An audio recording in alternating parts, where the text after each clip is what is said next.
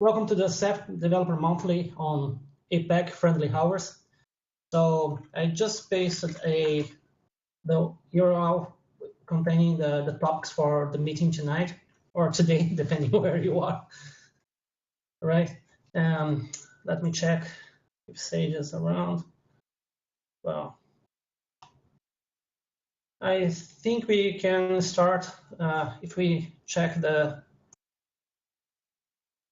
tracker. We have Zuihan has a topic regarding Rados level replication.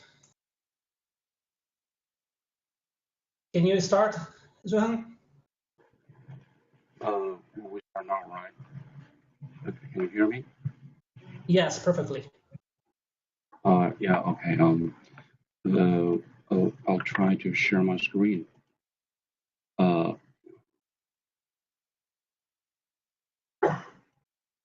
Okay, can you see my PPT?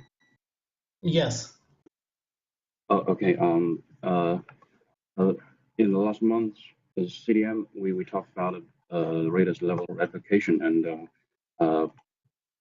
as Sage suggested, that the main problem of implementing this replication is we have to maintain strict causal ordering, and so we did some details. We did some considerations on the details of maintaining causal orderings, and this is the first issue I'm going to talk about. I don't know. Can you hear me clearly? Yes. Go ahead, please. Okay. Thanks. Secondly, we're going to talk about after maintaining the causal ordering, we have to guarantee the replication correctness when there are OSD failures, and we did some more other considerations, and that's the third issue. And I'm going to start with the first. As Sage suggested last month, that for maintaining causal ordering, we can split the whole system runtime into a series of time slices, and all client operations during the same time slice are in the same transaction. They are either all replicated or not, or all not, and at the time boundaries, clients has to pause for some time in order for the physical clock to go forward enough to prevent causal order to be violated across the time slice boundaries. If I'm understanding him correctly, this should be the suggestion that he did last month. So we did some more considerations on the details. We think that implementing such mechanism, we have to. We are faced with two major problems. The first is how to make all clients pause at exactly every time slice boundaries, and the second is how to make all client operations in the same time slice, either all replicated or all not replicated. And so for the first problem, we think we can do this in this way. First, on every time slice boundaries, the monitor can send a timestamp to all clients. Let's say it's TS bound, and then all clients set their pause timers according to the following rules. The first is before they set the pause timers, they have to make sure that their local system clocks have to be synchronized with the same NTP server as the monitors, and the time school is small, and the pause timer expiration time should be TS bound plus time slice and subtract T local. This means that this should be the time that they're gonna pause in the future. So then, when the pause timer expires, and if all clients' local system clock still satisfies this condition, and then the client should pause for a period of time. Say it's p-pause. We think that p-pause has to be larger than the time synchronization error bound. It's just like this picture shows. If we can make p-pause larger than the time synchronization error bound, then even if they are not pausing at exactly the same time, they can pause across the time sync error bound. So that should be enough to maintain causal ordering. Then if all clients can pause at exactly every time slice boundaries, then we are facing the second problem, that is making all operations either all in the same time slice boundary, in the same time slice, either all replicated or all not. So we think, Mark, we can do this in this way.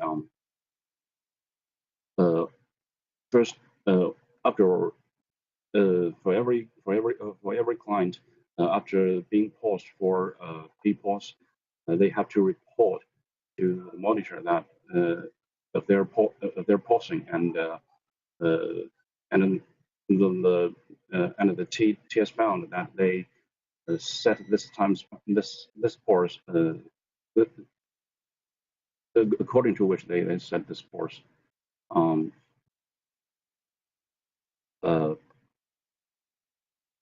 On the other hand, OSDs in the master cluster should periodically report to the monitor of their latest replicated client OP.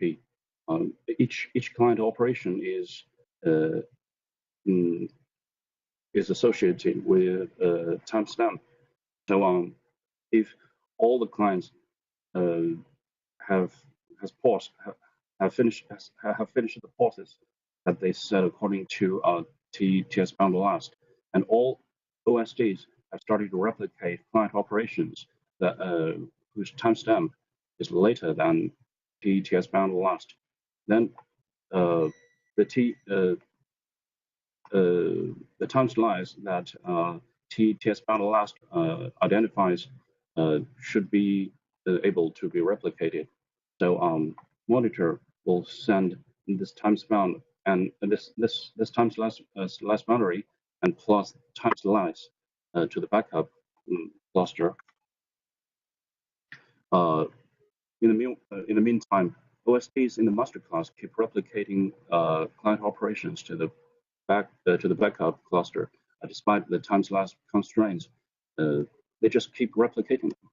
And when they receive this, when they receive the confirmed time slice boundaries from the monitors in the master cluster, then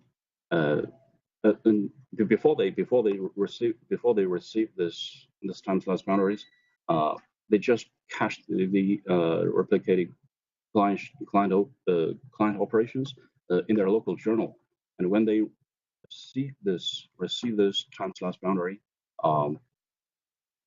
they write the journal back to the backing store.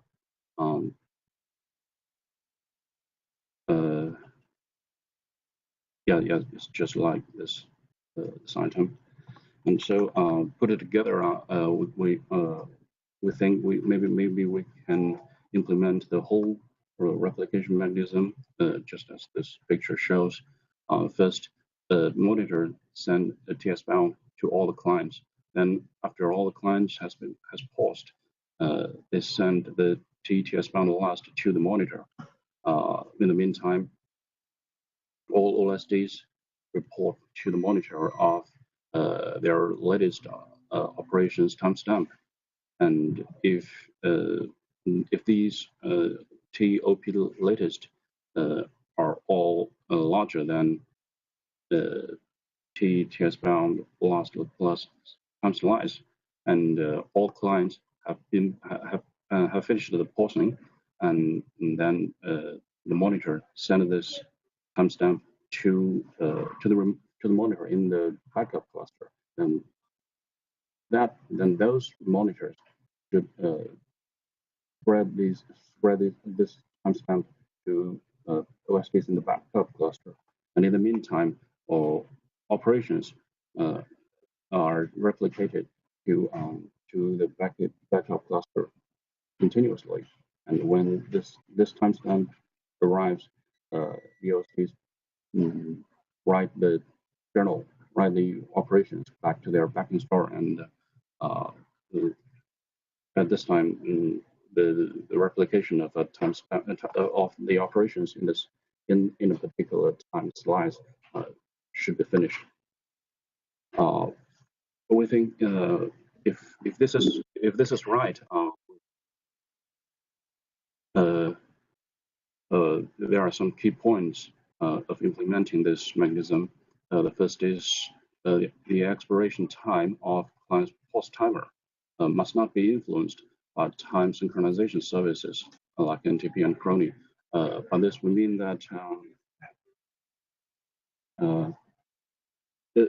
say a client set their timer to expire at 10 seconds later, but if this 10-second time can be influenced by the time synchronization service, then they may be only waited for 9 seconds, and then the timer expired, and they thought they have waited for 10 seconds, and that will make the replication go wrong.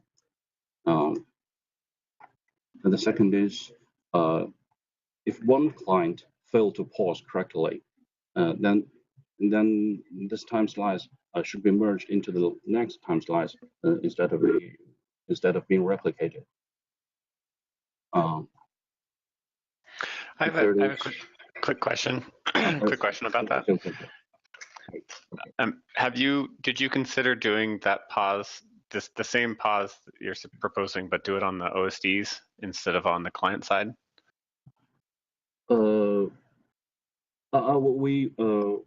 We didn't think that very detailedly, but we thought that should be available. That should be. I don't know. I'm saying this correctly. I don't know. What's the difference? I mean, there are a couple things. There are fewer OSDs in the system, so it's fewer clocks to synchronize. The OSDs are probably going to be more tightly coupled as far as the hardware goes, so the network latencies are going to be lower, and they'll have a tighter bound on their clock drift. It also is just a smaller number, and so the probability that one of those clocks is going to have some jitter or otherwise miss its bound is much lower than if you have lots of clients who might have a clock mishap. I think probably it's just going to give you a more reliable bound. Okay. We'll consider that. Okay. We'll consider that. Actually, in the last. Sorry.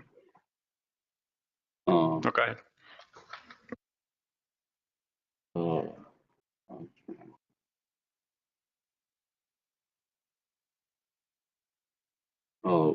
In the last issue, we consider this. We think that making all clients to pause periodically seems not necessary. Because maybe only a few of them need the point in time consistency, or so maybe we can give the clients an option to identify themselves as whether they need the point in time consistency, and then only those who need this consistency need to pause. I don't know whether I'm saying the same problem that you are talking about. That makes sense. It's a slightly different issue though. Slightly different. I'm sorry. My English is not very good. Could you speak? Could you talk about the issue that you just said a little slower so that I can understand it. Thank you. Sure. Yeah, I think there. So this is if I've understood it, I missed the very beginning, but if I understood correctly, this sounds almost exactly like what the clinic team looked at a couple years ago, and the proposal there was to do the same delay where you have you basically everybody has that T pause, I guess that you're calling it, so that you have that that bound, whatever, I don't know what words you're using. But the difference is they were looking at just doing it on the OSDs. So basically all of the OSDs would have a delay based on what the NDP error bounds are, so that there was prevent any causal ordering between operations. And then they did some simulations with different network latencies and NTP-like protocols to see how big that delay would have to be. They wrote a report. I'm happy to email it to you. It'll probably explain it in more detail and more clearly than I can on the spot. But I think the biggest difference is just that they're doing it on the OSDs. And I think one of the other kind of nice things about that approach is that the OSDs don't actually have to stop doing work. They can still process the requests, but if they just delay the replies back to the client, then they prevent any causal dependency of some other operation that depends on the previous operation, because it just appears that all those operations took longer and sort of blurs them across that time. Okay. Okay. Then okay. You continue on. I'll email you the. Let me email you the write-up that they did. It'll have more detail. They'll explain it more clearly than I can. Okay. So you mean that pausing the OSDs instead of pausing clients should be better? Is that right? It sounds simpler to me. I mean, there's certainly might be missing something, but it sounds simpler. Okay. We'll redesign this based on this suggestions. So maybe we can. So can I continue on? Yeah, of course. Go ahead. Okay. By the way, I think maybe after we redesign the whole architecture based on parsing OSDs, I don't know, maybe a month's waiting maybe a little long for us. Is there any way to continue with you of our designations? Of course, yeah. I mean, we can continue on over email, or if we need to schedule a call, we can do that too. That's totally fine. There's no need to wait for these sessions. You can just send email. Oh, okay. Okay. Thank you. So I'm going to go on with my second issue. So the second issue is guaranteeing replication correctness when some OSD go down. We think just as in the last CDM, we think if these two conditions is guaranteed, then the correctness is guaranteed. The first is for all OSDs in the acting set, the original OP journal. I mean, by original OP journal, I mean that the journal generated by the OPs sent from clients, not the OP, not the operation sent from other OSDs. For example, the OP for recovery for backfill. So if the original OP journal gets removed only after its corresponding original OP is replicated, then the first condition is this.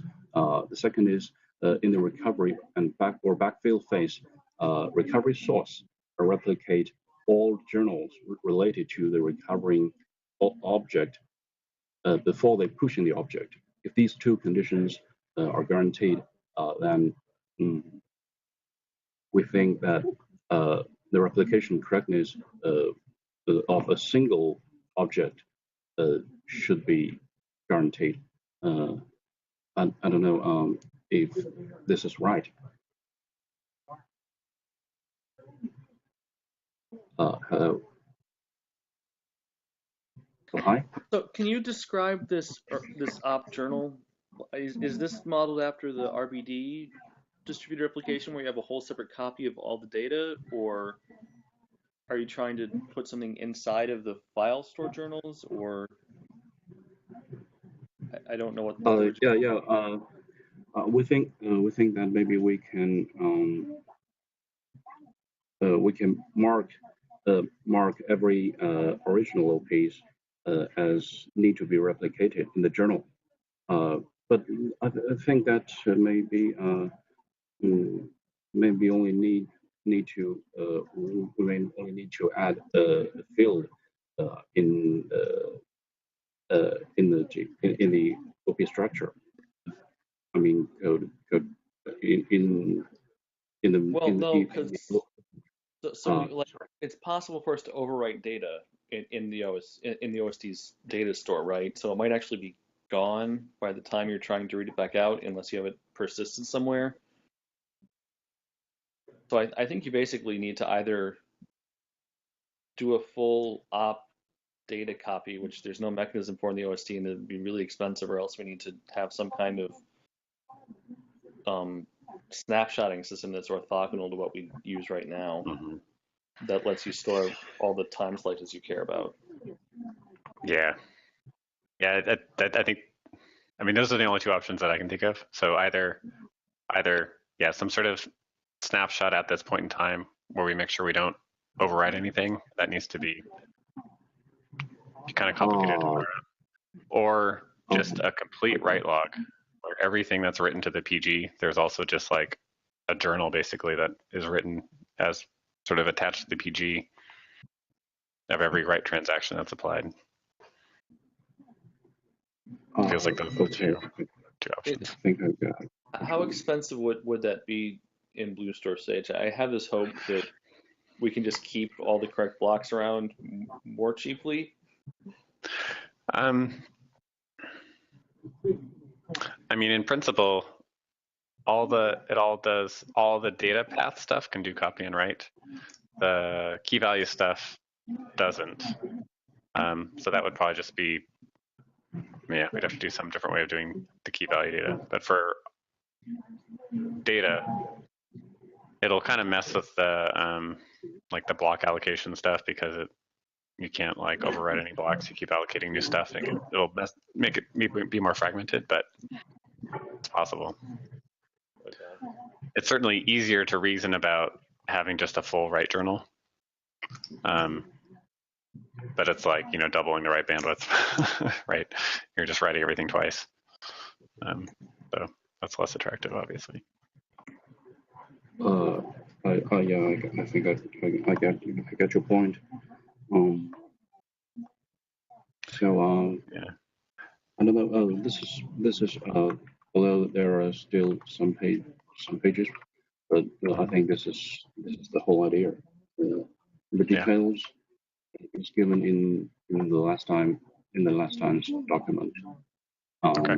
I think we'll reconsider our designs according to your advices. Thank you.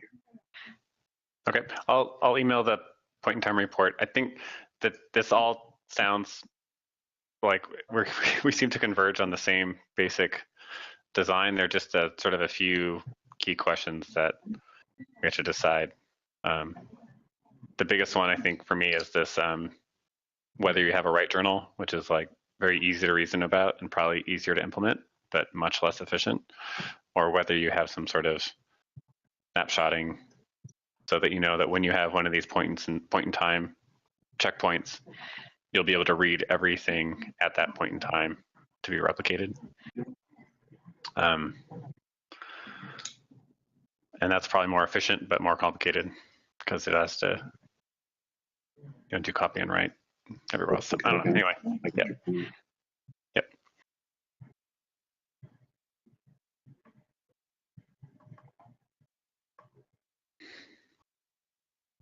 Okay, thank you. I think I'm done here. Thank you. Isn't a copy on write a double write anyway? So. Well, I mean, I say copy and write. I guess it's not. You'd basically write. You'd make it so that all of the blocks that are referenced at that point in time are effectively frozen. There's a yeah, you could have a lot of coalescing of writes, right? If you do the snapshot approach as opposed to logging every write. Yeah. As opposed to writing it twice. Right. I mean, if you're writing whole blocks, then yeah, you don't have to. Yeah. You don't have to read and. It only really affect. So the way BlueStore does it, it only affects stuff below the min-alloc size, which is like 64K to 16K, somewhere in there. So it doesn't make that big of an impact, I guess, unless you have like a random small write workload. But even then, some will just get hidden in the noise anyway.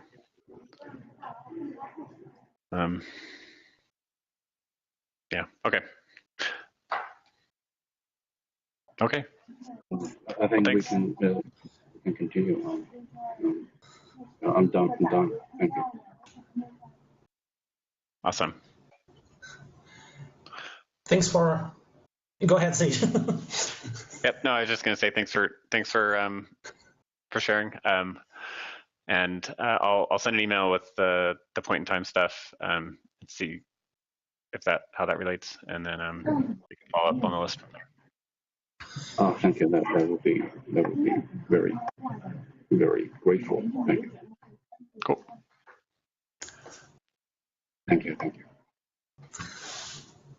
Go ahead, Maestro.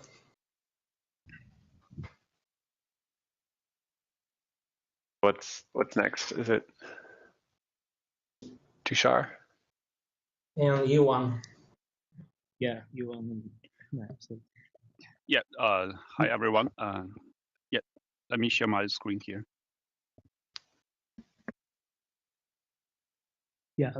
Yeah. So this is Sage and others. We actually have been working with Jason, with Jason's expert advice for the last few days to flush out some of the remaining bits of the shared RBD client-side cache design.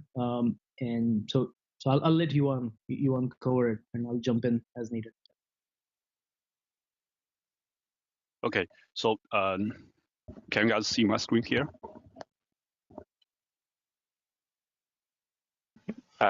Yeah.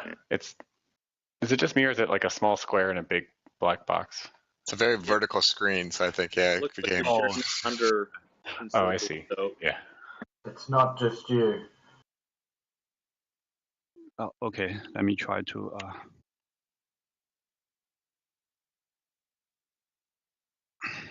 Do you have like two monitors stacked on top of each other or something? Yeah.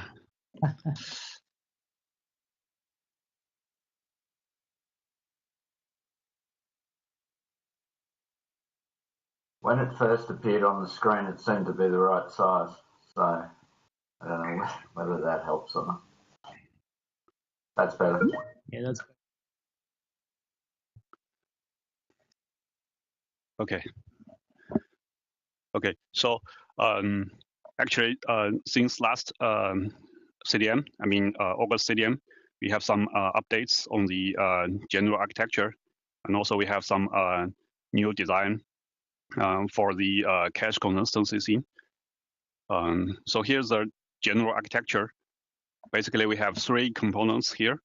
The first one is a lib cache store, which will be a common library that can do read-write on SSD. And second one is a standalone cache daemon, which owns a private policy that controls the promotion, demotion things. Currently, we have a very simple ARIO-based policy, but we can actually design more fancy things like SARIO or 2Q, things like that. And the last one is the hooks. Actually, we have a very light hook inside librd that can call API of libcache file. With that, we can redirect those read-write to the libcache store.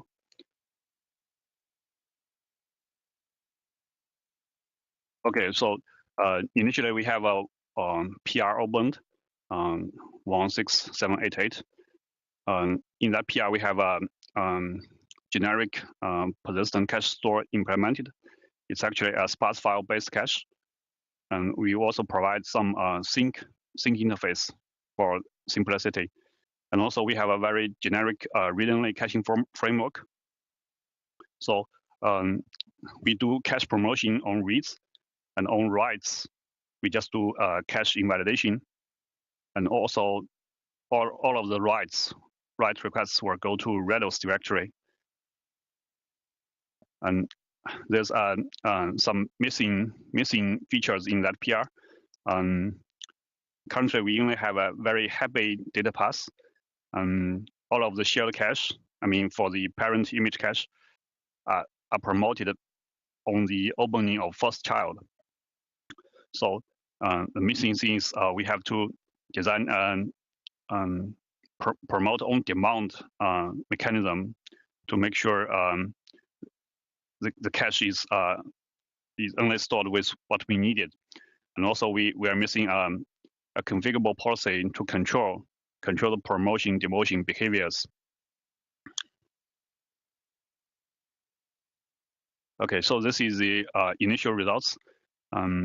Actually, we have the data paths implemented. So we can see from the table here, with a very small cache size, we can get almost the same. Let's look at this row with 4 GB cache. We actually can achieve like 20,000 IOPS, and also latency is actually quite good. Okay, so here's some new design from the since the August CDM. We have been thinking about the promotion on demand approach and added several components here. Okay, so this page shows the clone flow for IBD.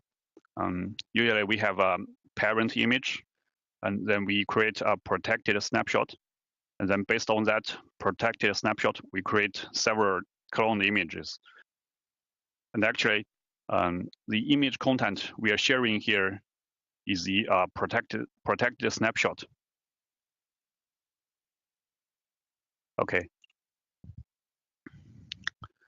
So here's a new cache demo. We have been thinking about this for a few days. There are actually several key components here.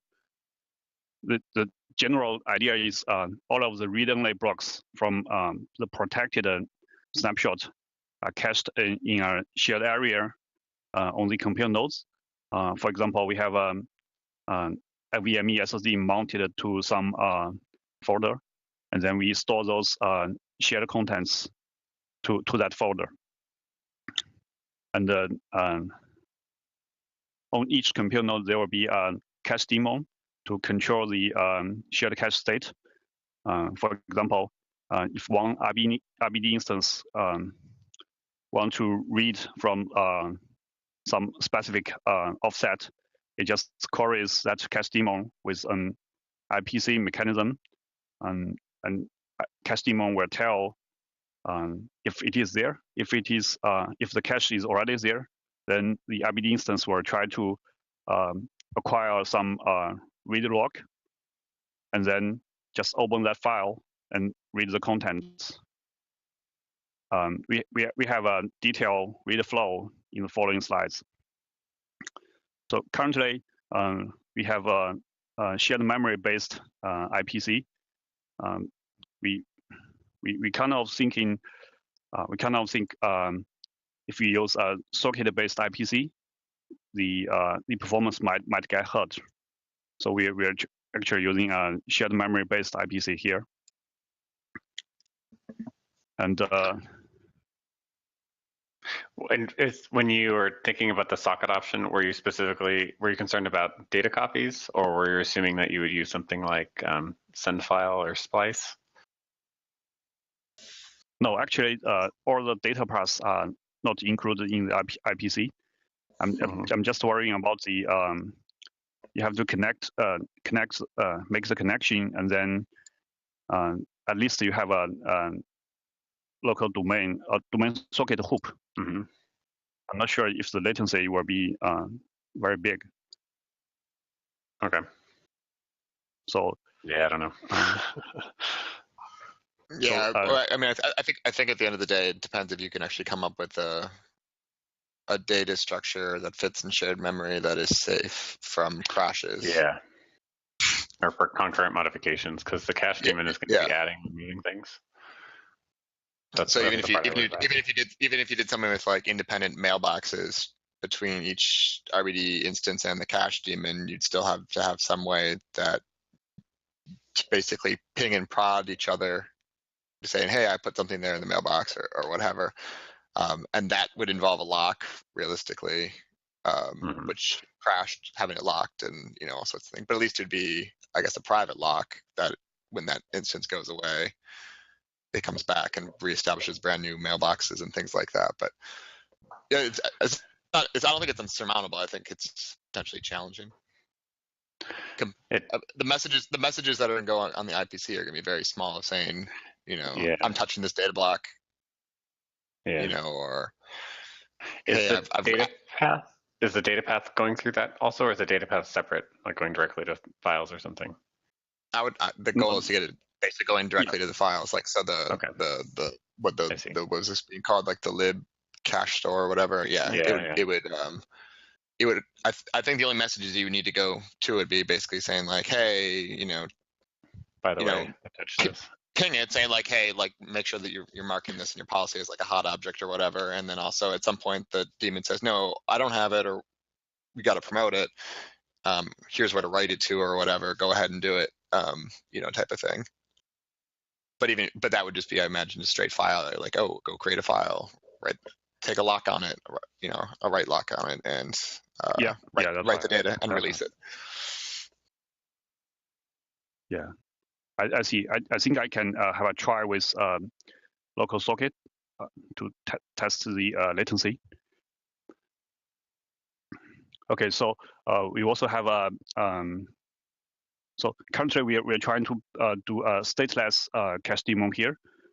So if the daemon crashes, we simply need to restart that daemon, and daemon will try to load the meta file for the shared read-only cache, and then if the load fails, we just start from empty cache. I mean, this is a read-only cache. It might the data consistency will not be impacted, but we just need more time to warm up the cache, maybe.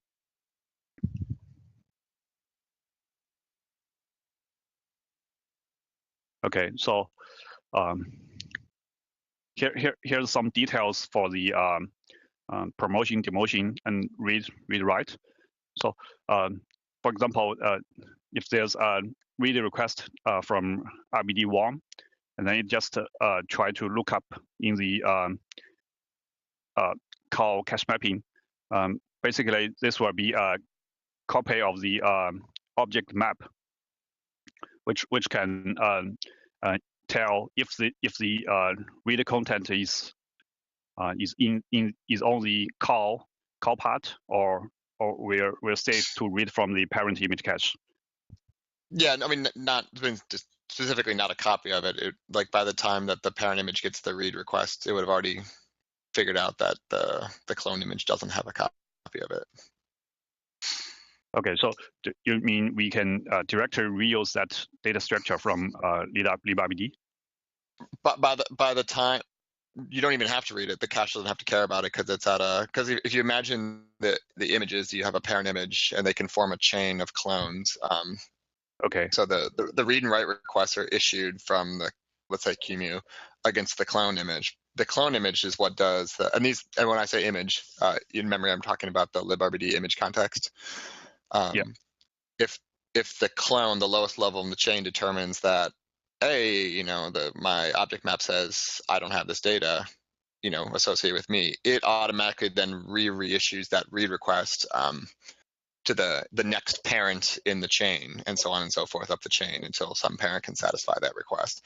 So the cache is tied to the parent's image context. So by the time the parent image context, the IO path of the parent image gets a read request, you already know that the clone didn't have it. So you don't have to worry about copy on write or anything like that, because it would have already been handled in an upper layer. Like by the time that the parent image gets the read request, it better not have had a clone copy on write, or else we've just corrupted something.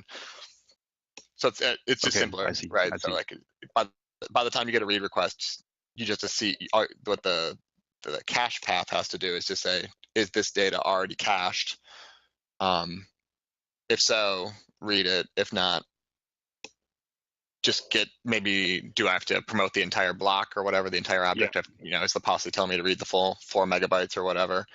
If so, go read the full 4 megabytes, write it to disk, yada yada. If not, if the policy says, great, I don't have it and I don't want it, just go read whatever the that's right. that you were told to read. Yeah, and so that's actually the step 2 here. So the RBD image would query the cache daemon, and then cache daemon would use the policy, use a private policy to determine if we should promote or we should let the RBD to read from the backend directory. So if it decides to promote that object, we actually have a write lock on the cache, and then it just promote from the Rados tier.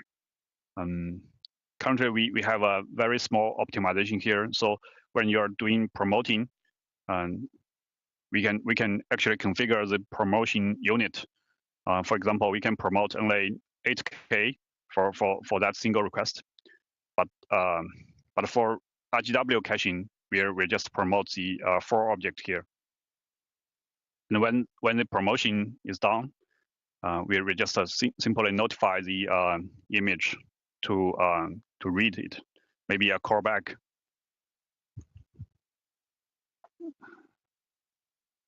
Okay, so here's the demotion flow. Basically, there will be an internal thread running on the cache daemon, which periodically checks the ARU list, and then determine if it is the right time to evict some of the cache here. If it gets too cold, we just evict those caches.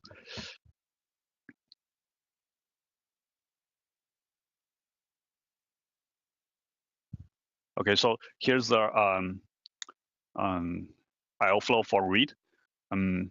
Basically, the flow is quite similar with the promotion flow.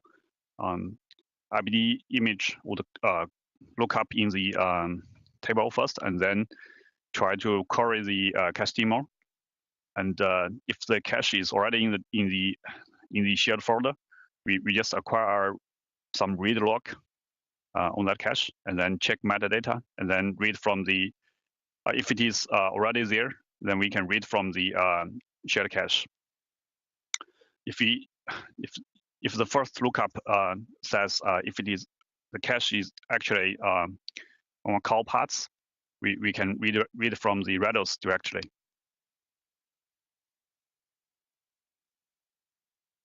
Okay, so here's the write flow. It's much simpler actually, since we are using a shared read-only cache. So all of the writes will be written to Rados tier directly.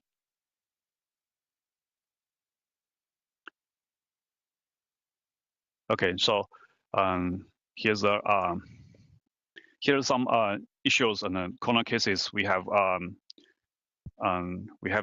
think about. The first one is how to do VM migration, and also how to handle VM crashes. So basically, on a VM migration, we have to rebuild the cache state when the RBD is reopening. For example, if we have the shared cache on that new compute node, and then we can try to read from that shared cache. If we don't have that shared cache, we'll just promote on demand. I mean, on the VM migration or cache case, really the only thing you have to do is just reconnect to the daemon, right? Because the policy will tell you what to do. Yeah, that's right. You don't have to rebuild anything. I mean, if the cache is already there, and then we may need to rebuild the cache state. No, but I mean, like the cache state is not something that should be in memory of the QEMU or librd process, right? It's the cache state is the daemon, and it's the files that exist on the SSD. So and you're not going to promote the full parent image on startup or anything like that. You're going to wait for the policy to say, but this data exists, and just go get it or promote it, or don't worry about it. I don't want it. Yeah, that's right. We have actually in-memory meta file for the shared cache. Somehow you have to check if there's holes in that cache or if it is already there. And there's an LRU presumably in the cache daemon as well, right? Yeah. Well, the cache daemon crash is lower on. I was just saying for the VM crash scenario, which is the first bullet point. I see. Yeah. That's right. And the second case is Jason actually commented on the 16788 PR. So there's a case that Cinder API node will be a separate node.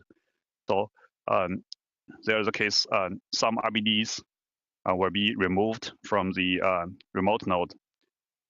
So we have a policy thread that in the cache daemon can check the cache. If the cache is very, very cold, and it will be removed eventually. So we don't have any offering cache there. And the third case is cache daemon crash. I think it's kind of similar as a VM crash. I think the cache daemon crash is definitely the real, I think, rebuild case, because it's got a hopefully in a perfect world you're periodically persisting your policy state, or be it an LRU or multi-queue, whatever you're trying to use as your policy. And I mean, not that you're updating it on disk for every ping you're getting, but like you're just periodically persisting it so that you can, in theory, boot up back to a warm state, as opposed to starting from scratch and having to scan the entire file system or whatever to say what to figure out what's out there, or depending on how you keep your metadata. Okay, I see. I think this is kind of related. Can you guys hear me? Hi. Yes, we can. Yep. Okay, cool. For the second point, I'm thinking, since we already got the parent cache daemon, so is it possible when we want to remove it, we just need to contact the parent, and since no matter the shared cache or the local cache is always on the same node, on the same folder, so we can just remove those data. So we don't need to do the periodically check. You could also have 1,000 compute nodes all sharing the same parent too, right? So. Yeah, but I'm thinking just for the sake of simplicity, the cache will, it better hopefully start demoting objects that aren't hot anymore. So even if you do nothing, parent images that are deleted, their data will eventually start getting demoted from the cache because they're not getting hit anymore. So at least at the bare minimum, as the first level of implementation, it'll just work without even having to run a process. More like a LRU eviction thing. because I'm just thinking about those caches already, their actually image is already removed. So in that case, I just need to contact the parent and let the parent to delete the the cloned cache.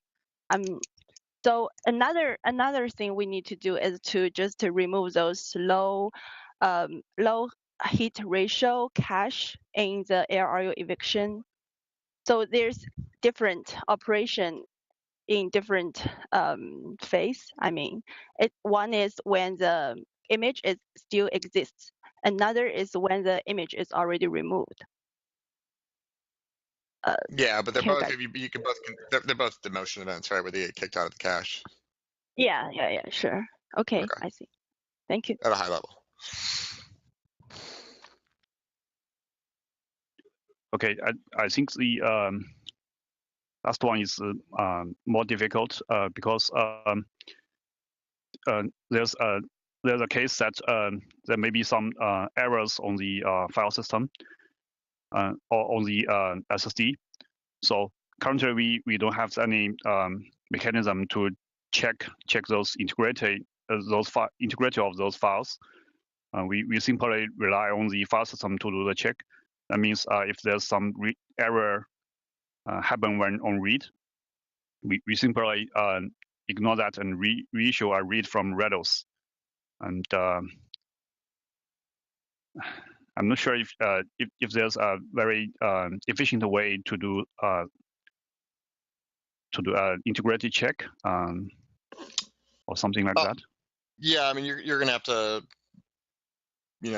have some safety in there for someone was writing the object out and they crashed or whatever too, right? Yeah. Partially writing the file. I mean, you could just CRC it. Or you can, yeah. And you can write to a temporary file, fsync it, and then rename. That's sort of the usual thing. Then at least you know it's complete. I think the only issue with the reads is you have to be a little bit careful because you're in-mapping the file. And if you have a page fault that gets an IO error, it turns into a signal, I believe. That's how that's communicated to the process, is that you get an E fault or sig fault or whatever it is. So to be a little bit, that's sort of awkward to deal with sometimes, but. Okay. Yeah, I think we need to add some like a checkpoint thing, right? For the cache inconsistency issue. It's more like we need to add a checkpoint with some CRC when we do the promotion and the metadata update, right? Is this what? Sorry. I mean, I think if all you're worried about is like writes into the cache and then you crash, then writing to a temporary file, fsyncing it, renaming it to its final name, and then fsyncing that, and then updating your meta file or whatever. Yeah, that's sufficient. That's definitely sufficient for a first phase where you do like full object promotions. But if you ever wanted to do like extent-based object promotions, you couldn't do that, right? Yeah, then you need to write the particular blocks, fsync that, and then update your database thing, whatever it is, meta file.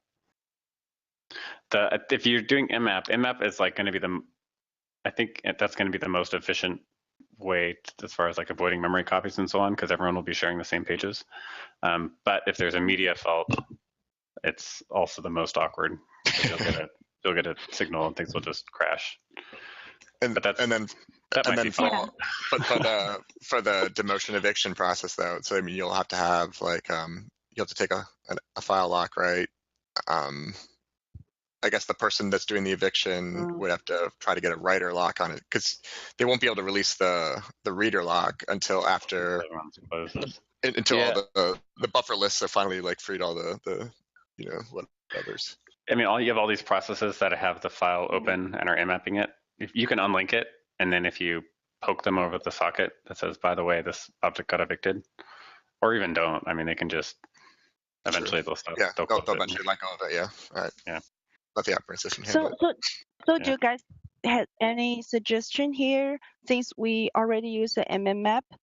So is there a better way, like maybe we create a mmap and release it, then create new ones, something like this, so we can make a checkpoint thing to make sure, like, yes, maybe before we create a new one, those mmap already being stored in the file, and there won't be a problem. So maybe in this way, we can make this much more consistent or more safe. Is that I'm something not we sure. can do? I'm not sure I understand what the concern is about safety. These are immutable files, right? So Okay. they're not being modified except to fill in parts that weren't valid before. But if you have some other layer that's dealing with that part, now we are using mmap to update the metadata. So if there is a page fail, so some metadata may be just messed up, and so I originally thinking maybe I just use msync, so I can make sure the file is already stored on the disk. But I'm now thinking if the page fails, so maybe this whole 4K page maybe just messed up, and there is useless. So the better way is I always like use a parent thing to a new mmap file, and to say the last one is already is a correct one until I maybe replace the new one to the oldest, and I restore a new one. So this is more like a checkpoint. Just doing an msync on the range that you updated, that sounds sufficient to me. As long as you do the msync, make sure you have a success error code before you update the meta file to say you can now use that range of the file. Oh, okay. Yeah, sure. Okay, I see. Thank you. Do I understand correctly that the libRBD is going to talk over the admin socket to the cache daemon and say, do you have this range of this object cached? And it will say yes. Not like that. Not the admin socket per se, but over a socket or whatever. Yeah, over a socket, over a Unix domain socket. Sorry. Yeah. So it will just not tell you that you're allowed to read that part of the file until it has been msynced correctly. Yeah, that's right. Mm-hmm. So I think that's totally sufficient. Okay. So if actually there's errors, there's some error happen when promotion, we just tell the RBD to read from the backend tier directly. Yeah. I mean, not exactly. Yeah. If you lose connection to the cache daemon or whatever, you just go right back to the You just wouldn't say yes.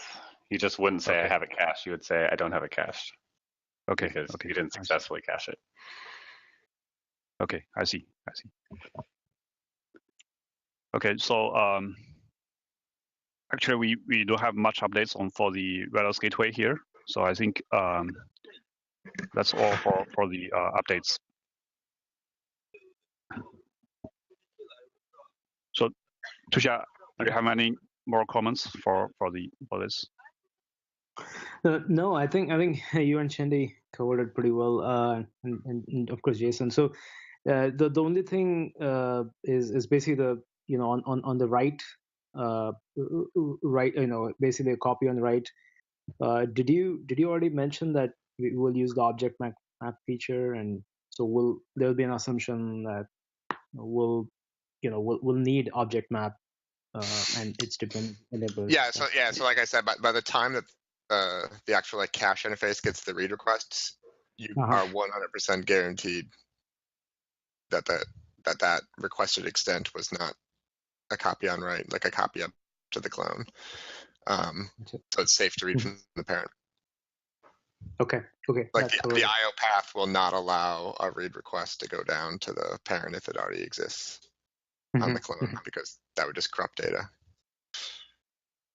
Gotcha. Yep. Yeah, I think we're good. Yeah, we covered everything. Yeah. Thanks. Okay, I see. Okay, thank you, Jason. Thank you, Sage. Okay, yeah, thank you very much. All right, I've got a couple quick ones here. The next one is unified PG log trimming. Unfortunately, Adam Emerson is on vacation, I think, through the end of the week. He was the one who started to look at this. So he's looking at a bunch of different, just PG logging in general in the OSD and how we can make it more efficient. There's a pad linked called OSD PG log management that sort of summarizes all the stuff that we're looking at there. I wanted to bring up just one of the topics in there, and that is how to make it so that we trim all the PG logs in memory in the OSD in roughly time order, so that instead of having each PG having a fixed number of entries, and when you add the 10,000 in first, it kicks off the oldest 10,000 entries back, but instead have it so that the PG logs without the PGs with minimal traffic have a short log, and the PGs with lots of traffic have a long log, and you're just throwing away globally roughly the oldest one. Unfortunately, that's kind of hard. So I was brainstorming ways to do this, and I only had a couple ideas, and I don't know how good they are. So I wanted to just throw them out there and see if anybody has any better ideas. The challenge is that the PG logs in memory are they're these big linked lists, and they are each protected independently by their own PG locks. And we're pretty careful about trying to keep all these PGs locked separately. So you can't just stick them all in one big LRU. So the first thought was to shard the overall OSD into like some number of buckets based on the number of cores or whatever it is. This is a trick that the OSD does with its opwork queue and that BlueStore does with its cache, with the same number of shards, and tries to align everything up so that PGs always fall into the same shard. So they're always being dealt with by the same threads and hopefully landing on the same cores, and all the memory is hopefully being hit and staying in the right set of caches. So you could have a sort of a global LRU, but n of them for each shard, and put all of these PG log entries sort of in a big fat LRU with a block for that entire shard. I think that logically covers it. So you'd have like, say you had 5 shards or 4 shards, whatever, and you would just pick off the ones off the oldest ones. But it'd be super annoying to implement. The locking would be super gross. And the bit that worries me is that when a PG is instantiated, because they're doing rebalancing or something, and you get a whole big PG log, you have to somehow like merge that with the rest of the LRU so that it's in time order, which also sounds gross. So that feels like kind of a bad solution. The only other idea I had was doing periodic trimming, proportional. The idea here is that, say every second you're going to trim all the PGs. Here, this is all written down. I can post it in here in case you want to read it. So every second you look at all the PGs. Say I want overall in the OSD, I wish I had 20,000 PG log entries. I have 22,000. So that means I want to trim, what is that, 10% of the PG log entries. And so then you basically tell every PG to trim the oldest 10%. That's still sort of totally parallel, and keeps the PG sort of working independently, as long as you have sort of a global count of how many PG log entries there are. It isn't perfectly time order, because you might have a PG that was really hot and then it got cold, and it'll take a while before it sort of balances out, and so that it has fewer PG log entries, but it seems like it would sort of work out over time. But that was all I could come up with. So I'm wondering if anybody has any better ideas, or if that sounds like a good idea, or what? So I guess the idea that I thought of when I first heard the title, trimming the log entries in time order, was that we might be keeping a time stamp with each log entry, so that we wouldn't care about really, really old entries, for example, that were hours ago, and therefore probably don't overlap with many OSD logs at this point anymore. So then we could just trim based on update time. Yeah. That was kind of the first thing I thought about too. What I couldn't figure out was how you decide what to trim up to, because the requests might not be distributed sort of uniformly over time. I guess again, you could just approximate. So if the oldest, or I mean, even knowing how to start, and you just like look at all the PGs and look at what the oldest entry is and say that that's the oldest, and then I want to trim 10%, and so move time forward 10%, and then loop. Yeah, that's a good question. I don't have a really good idea off the top of my head how to do that. Decide what time to trim to. So coming in from this totally dumb, you kind of, to me, kind of glazed over the fact with the sharded PG log. Like, what was the trouble there with merging them? Oh, it's just like, so, I mean, it's a complicated structure. I mean, it's a list, but like, we're like appending to the list. Usually we're just appending to the list and trimming things off the end, but sometimes we throw out the list and sometimes we roll it back, sometimes whatever. It's there's a bunch of complex modifications to it, so it'd be really painful to make it shared between PGs at all. It's already complicated. I don't want to like add another dimension of weirdness. Gotcha. Because yeah, it's like if everything else is already sharded, like we're trying to keep this on this core, and this on this core, and this on this core, you're already aligning all your locks, you know, in theory, along those extents. It just kind of, minus the complication, just seems kind of natural that you would also have. Yeah. We don't that actually data need structure a whole, also. like, that much data about them if we want to coordinate trimming, though. Do we, like, if we want to do time-based trimming, we just need to know what the, like, who owns the 100 oldest PG log entries? So it seems like we could have them periodically updating the shared data structure that says, hey, like, this is my oldest entry. My oldest entry, or like I have 10 that are older than 60 seconds or something. And it seems like you could design a data structure like that that just gets updated every several seconds. And then people can say, hey, like, and you can also put in there, I have this many, so that you can like look and see when you're adding new entries, like you can pass around flags that say, hey, we need to eliminate this many, and I think that I own the ones that need to die.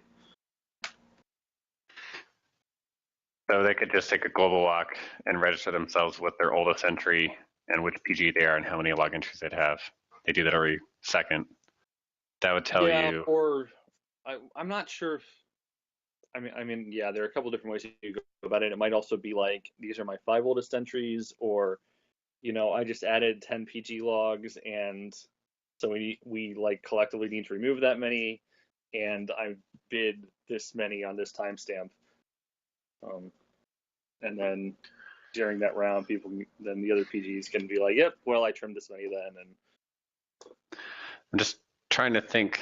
I mean, we don't want the PGs to have to think very hard about what the distribution of their entries is over time. Like, ideally, they would just look at the oldest entry or the newest entry and the number, like something that is constant time. Yeah. And if we can do enough, is that enough information? PGs, right? Like that's well bounded. Yeah. So you can have so you can look and be like, okay, like we have this list of the 10 oldest entries on all the PGs, and it might be a little, and you know, like it might be stale, but it's like this isn't a thing where we have hard bounds, I don't think. Yeah. So we can have a computer time infrequently updated data structure that they share in common, where they post their states. Yeah. Well, okay, so the simplest thing would be just to take the oldest one. Each of them says, this is my oldest record. You take the oldest of all of those, and then you say, that was, 12 minutes ago, and I want to trim 20%, and so I'm going to tell everyone to trim everything older than 10 minutes ago. That might be good enough. Right? So Yes, we can. Go ahead, David.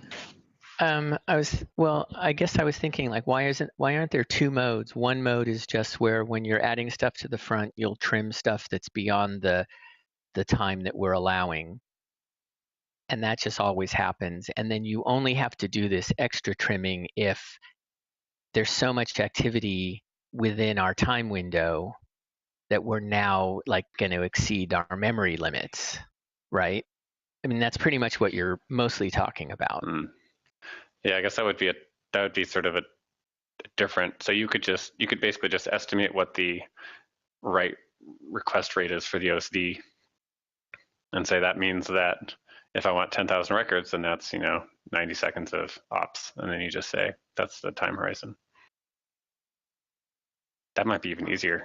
Okay. That makes sense?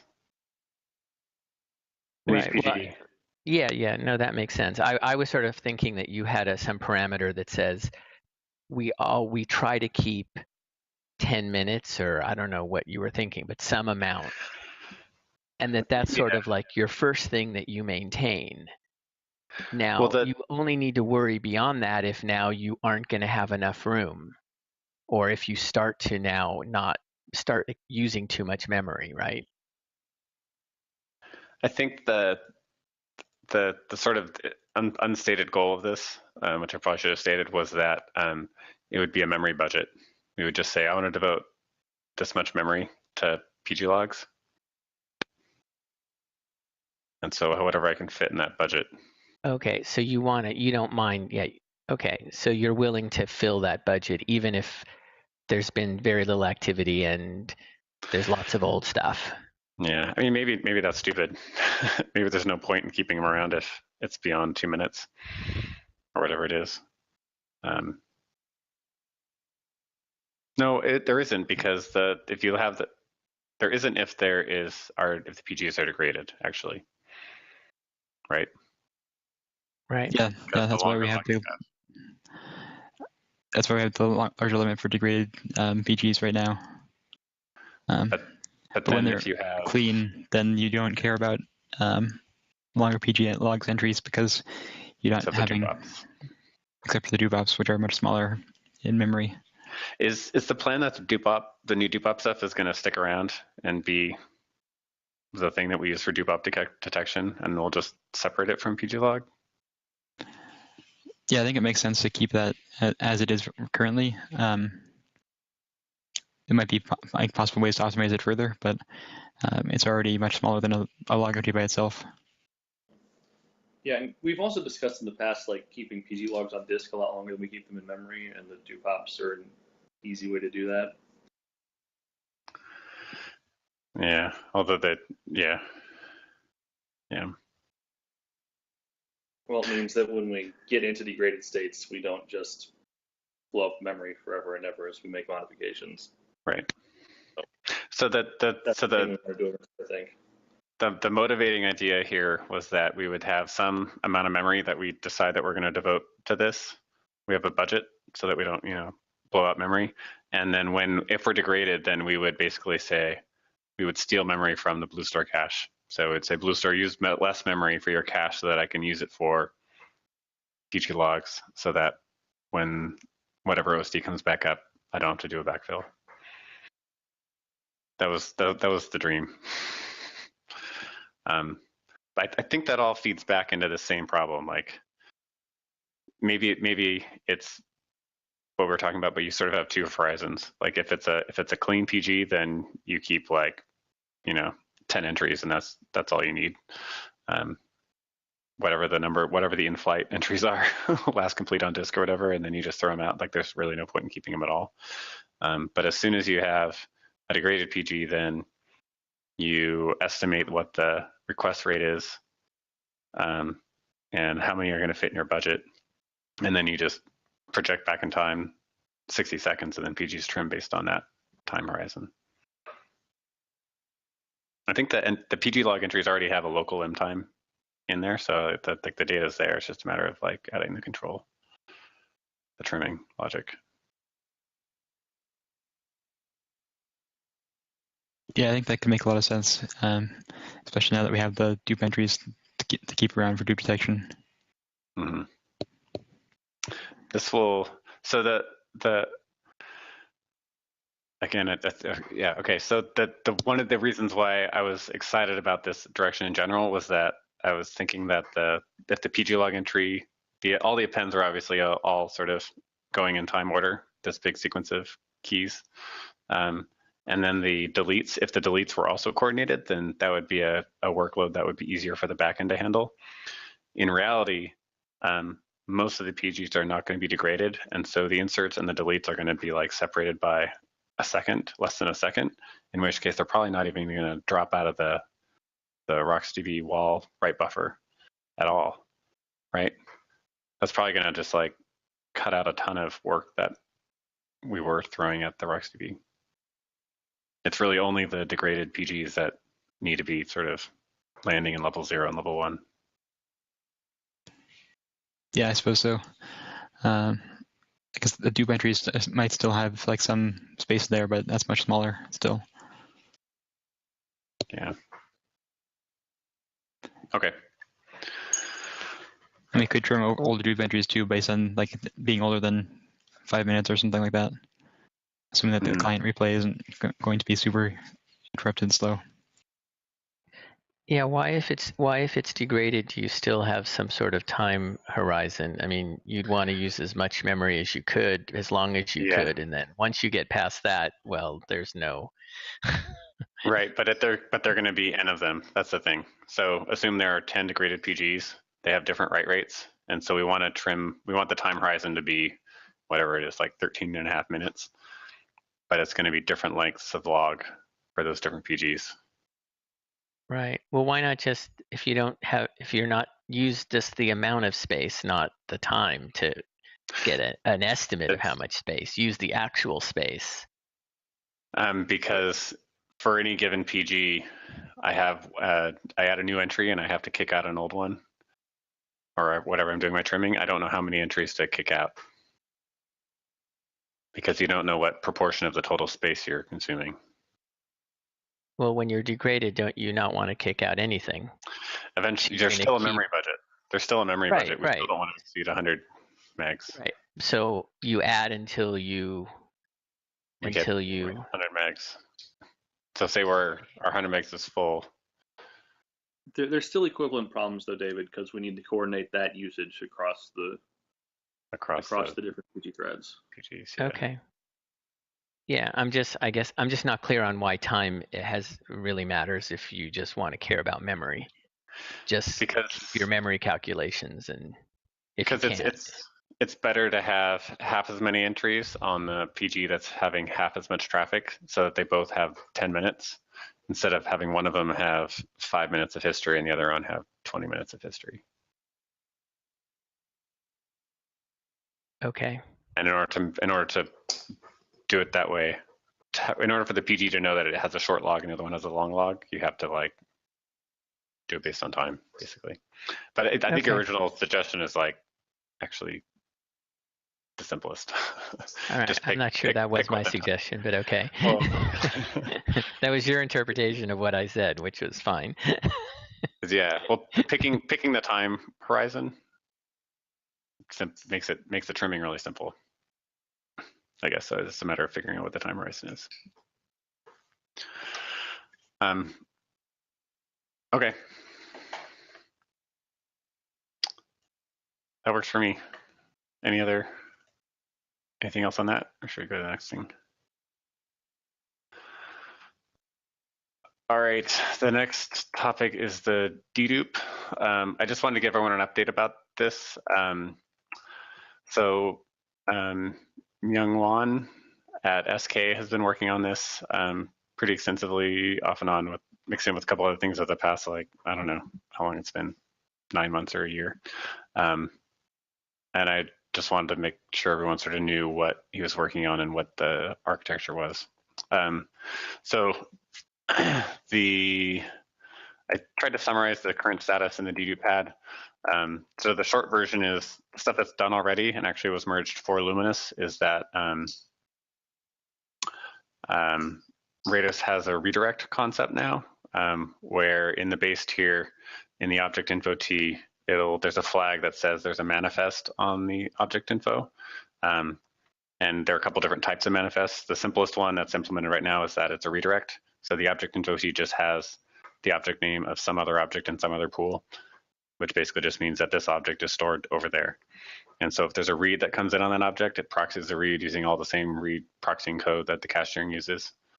Just reused all of that. And if you have a write on it, it'll proxy the write right now, actually. But later we might have that trigger a promote or something.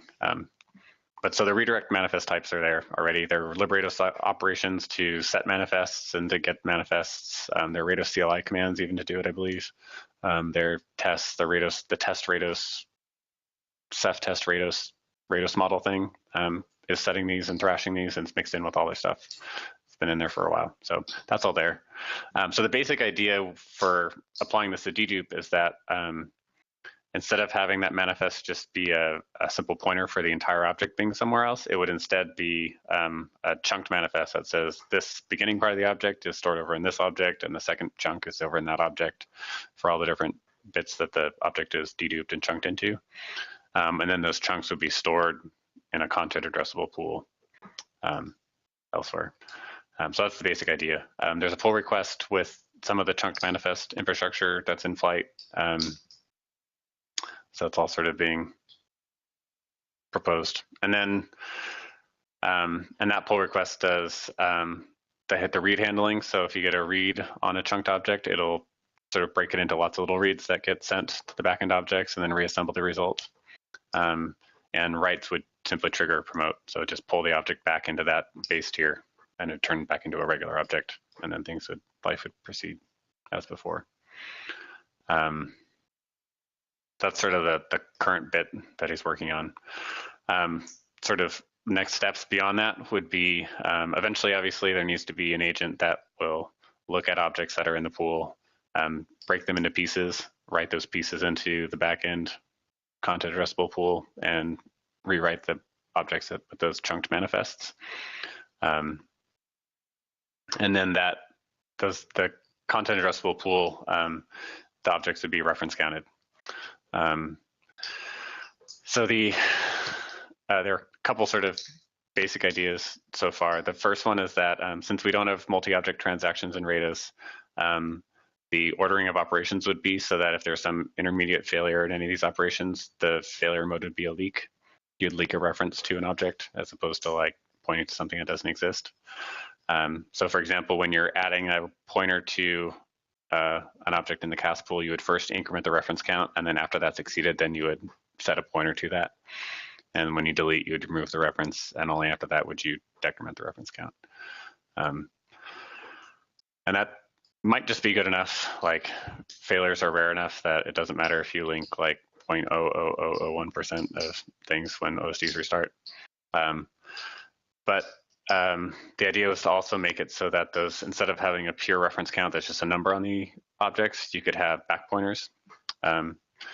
And because you have some objects some chunks are going to have like a bazillion objects that have that same content deduped to it, and so you can't actually point to all those objects. The idea was one of the ideas is to have this sort of fixed size back pointer map. So if you have a small number of back pointers, then it would actually point to the objects that actually constitute those references.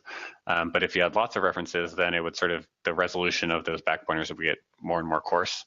So in sort of the extreme, you would say I have, 10 references from pool X with hash prefix, the first 12 bits or something like that.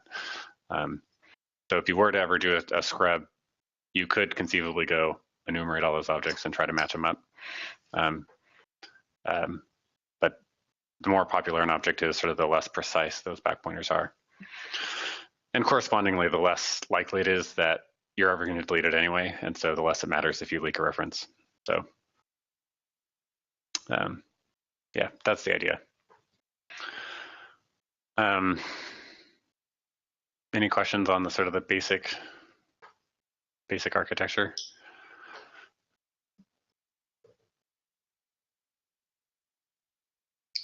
Does that make sense to you, Josh?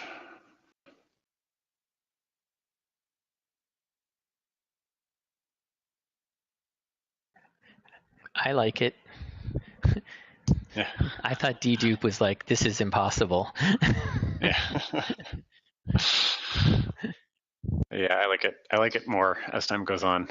So I think the biggest concern I have with the overall approach, I don't really care about the leaked object references. I think it's like never going to matter.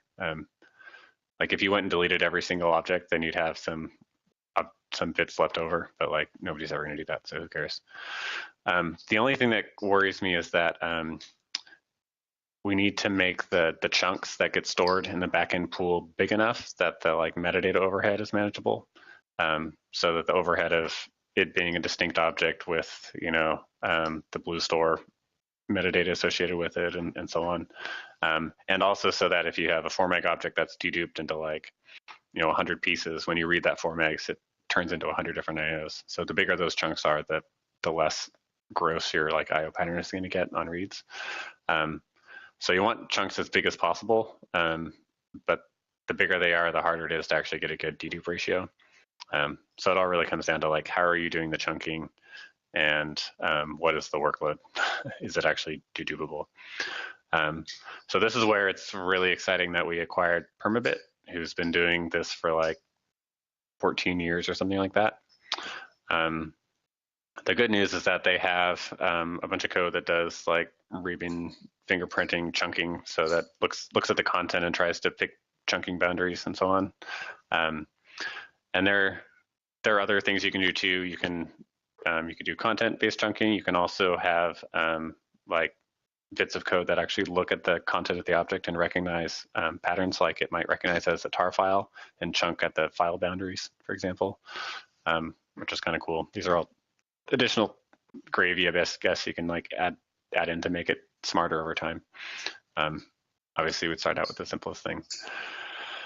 But when I talked to Jared Floyd, their CTO, about this and went over it, and he said that all sounds fine as long as you're, again, basically his concern was the object size.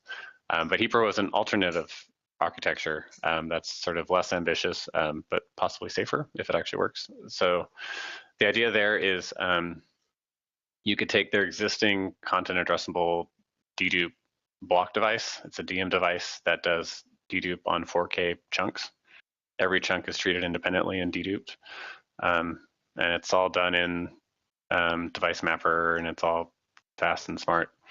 But it's a single host, it's a single device. So in order for it to really work in a distributed system, you have to make all the multiple copies of data land on the same OSD so that they can then get deduped by the same block device. So the trick then is you could deploy that underneath all the OSDs in the dedupe pool, and then you'd have to make sure that objects with similar content get steered to those OSDs and then let the existing block device dedupe them. And the big question mark is there a way to like keep these objects still moderately big, but still steer them to OSDs where they will land with other objects that they'll dedupe well against? And that's sort of an open question. It's not clear to me how that's different than just doing the chunking in the first place and then doing reference counting with the content addressable pool. But I need to follow up with him and see if he's had any bright ideas after his week at Burning Man expanding his mind. Maybe we can just make a gigantic RBD image below the Permabit. Yeah. Yeah. Ceph So inception. It's just Ceph all the way down. Well, so he talked to Sean Cohen about this, about OpenStack, and Sean got super excited because this is like a checkbox that they want. But Sean's question was like, why not just do dedupe on the RBD client side? But the problem there is that it's single user, like you dedupe within that one image, but not between images, which is sort of the whole point of all this. No, I mean you could do the cast stuff on the client side, right? But you just have a performance hit of doing like 2 lookups, right? Of having to like look up your index and then go get your data. So it's like twice the latency, but you could do the same like stuff that you're doing at the client level. Yeah, that's true. That's true. And actually that might make sense for RGW, where the the objects are like write once, or immutable or whatever. They're not modified in place, because you could just chunk as the data is coming in an RGW, and it could write it directly into the CAS pool in whatever size chunks it wants. I'm not sure that'll work as well with RBD. But sort of the implicit goal is that it would be nice to have it at the Rados layer where everything works on top, or at least it could work. Yeah. So I mean, if I'm getting that like intermediate depth with the DM block device, at least you don't have to like actually implement any of the algorithms of like dedupe within Ceph. So that does save some complexity, right? It does. Well, there. Okay, so you would deploy the DM beneath each OSD. So that part's easy, I guess. Each OSD is sort of dedupe internally, but you have to steer objects towards the same OSD so that they'll dedupe together. So you still have to have an indirection layer that's like, right. If they're still 4 meg objects, they still have to like, it's hard, it's unclear how you'd have 2 4 meg objects that know that they will dedupe well together and send them to the same. Well, right. Yeah, would it be too expensive to, yeah. Right. Would it be too expensive to go through the 4 megs and sort of get a signature for each 4K piece, and then whichever signature you It's like see most the promising most, thing. yeah, the most of that signature directs you there. And so it'll be good enough because it'll be on the best dedupe node for itself, but even if it was, but it'll still dedupe with other blocks on that node, even though those weren't the primary for those blocks. Yeah, that's kind of the idea, right? So it's how do you like construct that algorithm that makes like all the content vote and try to steer it to the right place. And even when it goes to a particular OSD, you're not actually picking the OSD, you're picking a position in the like 32-bit hash namespace for that pool. Right. So it's like it's super weird. Right, but there's no right location. There's just this consistent location. The best location. Yeah. And better a or worse. location. Yeah. Yeah. But in order for that to work, you still need this indirection layer, right? You still need to have something that says the name gets translated to its like signature fingerprint. Right. But the other sort of wrinkle there is that say you do all that and you get that to work well, each OSD is going to have different levels of dedupe effectiveness depending on how well that part of the namespace is like deduping against other stuff nearby it. And so you might be able to send more or less data to that OSD depending on how well it dedupes. And so all the like crush balancing stuff gets super weird because you need to like be constantly monitoring the amount of data versus like how much it deduped and how much physical storage it needed, and then reweight OSDs accordingly so that you stay balanced. Is it the same problem you'd have with compression actually working? Yeah, except we sort of assume that because we're spraying objects everywhere, it just evens out. The overall compression ratio across that is going to be roughly the same. Whereas I would worry, I mean, maybe that's true of dedupe, but I would worry that the dedupe is going to be more asymmetric. So are you telling me that like the reweight by utilization isn't using the statfs information? It is, but it's sort of, this will just be like, it'll be relying on it even more, right? Right. It would get even more wonky. the amount of stuff that you can stuff in an OSD gets even more squishy, I guess. So I don't know. Makes me nervous.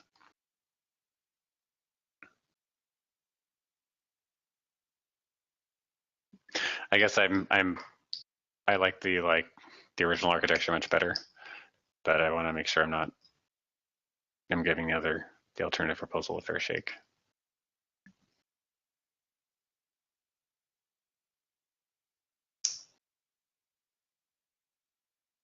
Are they open sourcing their library? Yeah, it's Red Hat. Everything we buy, we open source. So it's all going upstream. Well, they're mainly focused on getting the kernel driver upstream, okay. but they have this all over their code. Space. All right, cool. Yeah, it's just sitting around, so we can, as soon as we decide to use it, we can just open source it. Yeah. Okay. Well, anyway, that's an overview of what is going on. Young Wan couldn't make it, but he's continuing to work on this. So the next step probably is to follow up with Jared and see if he's had any bright ideas. And I definitely want to hear from the rest of you guys about how you think these two approaches compare, either now or later. So. Yeah, I mean, I'm still kind of partial to the first one just because it is a lot simpler in terms of managing the space usage and not kind of constraining placement. But it does kind of worry me in terms of it being very similar to the cache queuing stuff in terms of being difficult to manage with dupe detection or anything else that we need to or would currently need to do between different tiers that might not be supported in the backing pool for redirecting to somewhere other than another Ceph pool.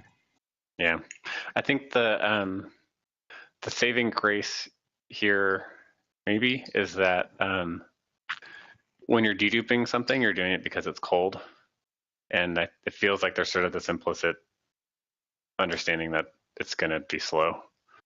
Whereas the cache sharing was supposed to like make something faster but never slower, and that's here we're only making things slower, and so it's going to be less jarring for people. But I'm sure people will still complain, but it feels less. Actually, so on that, is that like that deduping is happening in real time, or is that like a process in the background going through and just periodically scanning everything?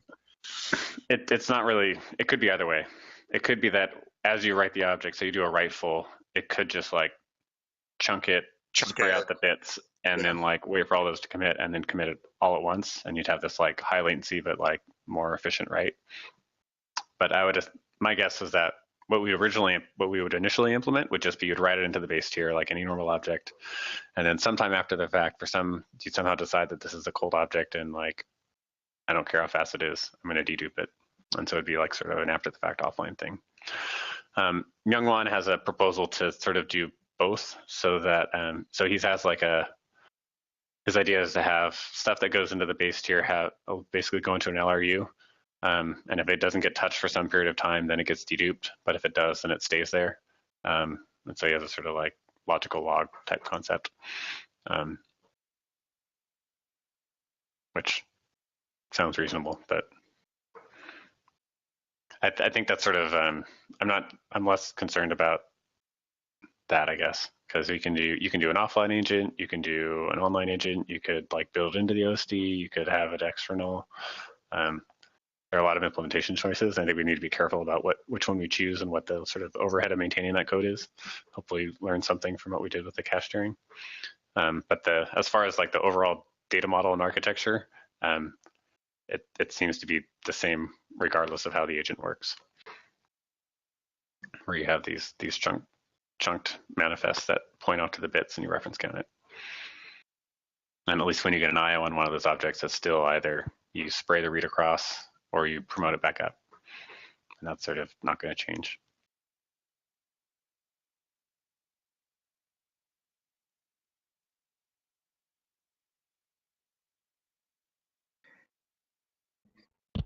Yeah, we could consider just doing both methods. We'll still dedupe, but we'll still stick their deduping at the 4K boundary below us.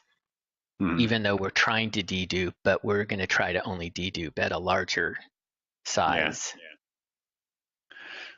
Yep.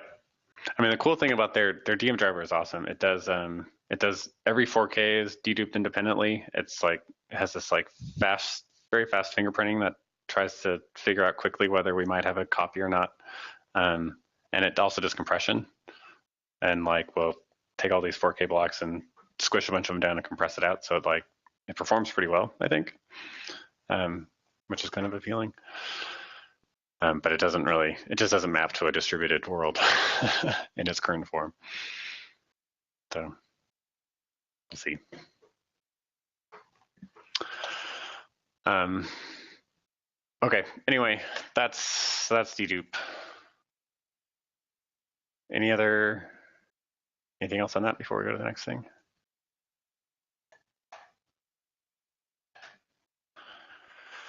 All right, the last thing I have is, almost the last thing I have is removing,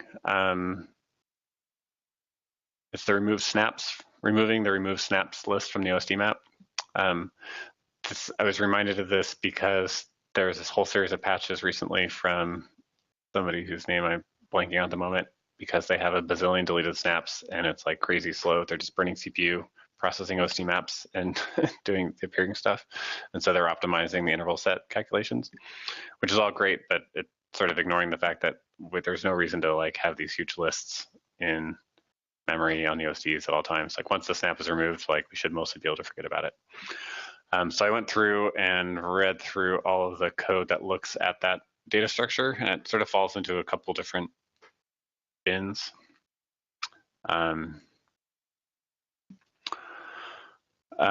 There's a few things that just make sure if you're deleting a new snap, it isn't already deleted. Those are mostly not important. There are cases when you're like trimming snaps, or when you are looking at or a request is coming in that has a snap context, you need to like know whether those snaps have since been deleted since that request has been sent.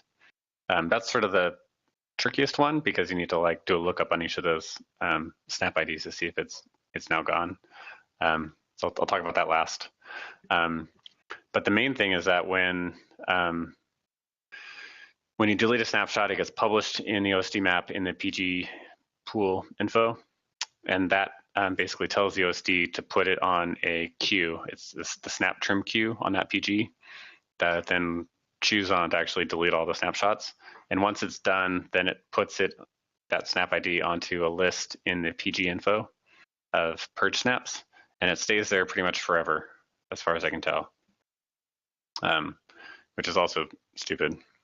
So the first part of the idea is that once that PG info goes back to the manager can look at all the purge snaps on a particular pool and look at the intersection of those, and those snaps are purged from all PGs in the pool and can be effectively forgotten. And so it could tell the monitor, and it could remove those from the OSD map list of remove snaps because they've all been purged, and probably record some master list of like things that have been deleted.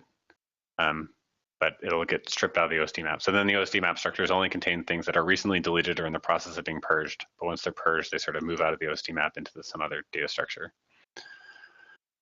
And that part mostly solves the problem, except that there are these handful of cases where we need to look at a snap context coming in on our OSD request and tell whether these snapshots have been deleted ever, not just recently. And that's sort of the annoying bit.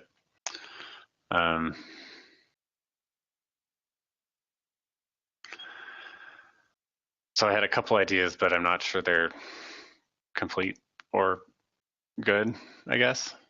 The first thought was that basically the monitor would do the sort of coalescing and pruning of things that are in the OSD map that have been totally deleted from everywhere on a very coarse basis, like every, say, 100 OSD map epochs or whatever it is.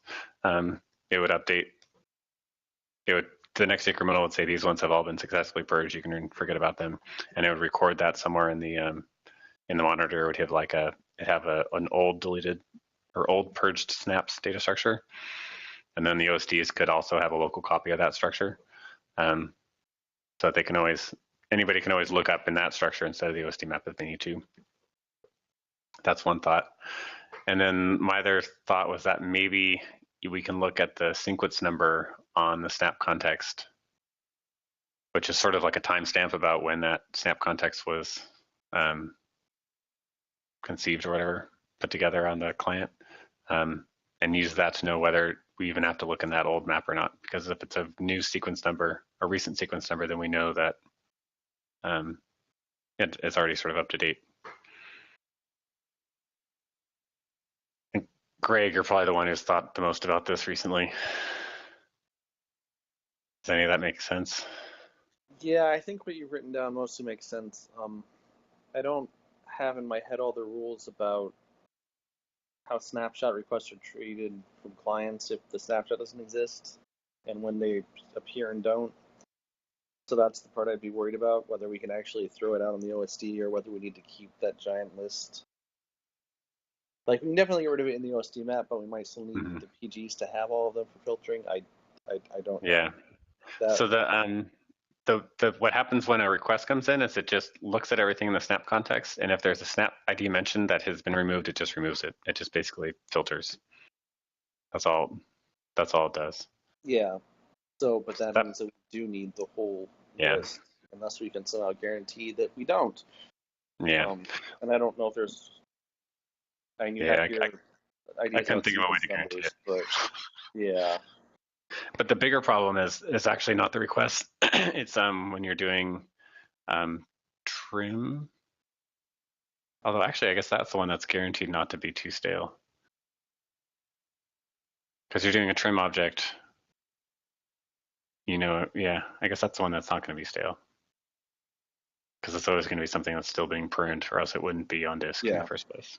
Right. Yeah, so this does let us, cut down the OSD map size and all the other things. It's just that filtering on request handling, which is better. I don't know if it's better enough. Yeah.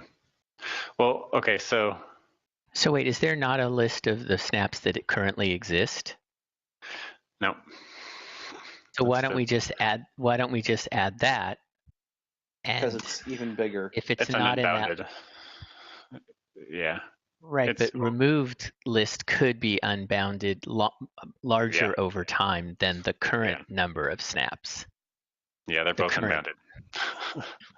They're both unbounded.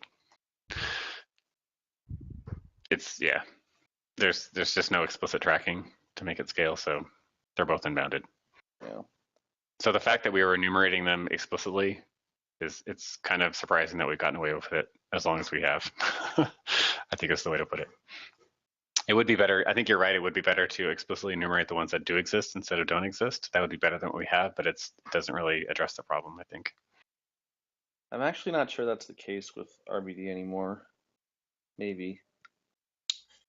RBD tracks what snaps it has for each image, so that's true.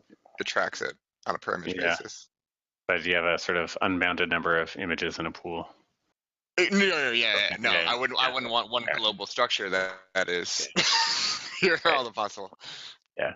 But on a per image, I mean, there's already people that do crazy things with like 5,000 snapshots on an image. But so it feels like the best case scenario would be that we make it so the OSD map purge snaps has like enough history that it goes back, like a couple hours or days or something. And if that's long enough, then we would hopefully never see an IO request with a snap context that has such an old list of snapshots in it that it includes stuff that has been purged, or that we just don't have was purged any way before that. To guarantee that though, right? Right. So if we're super lucky, having such a snap context could be sort of, we send an E again or something to the RBD,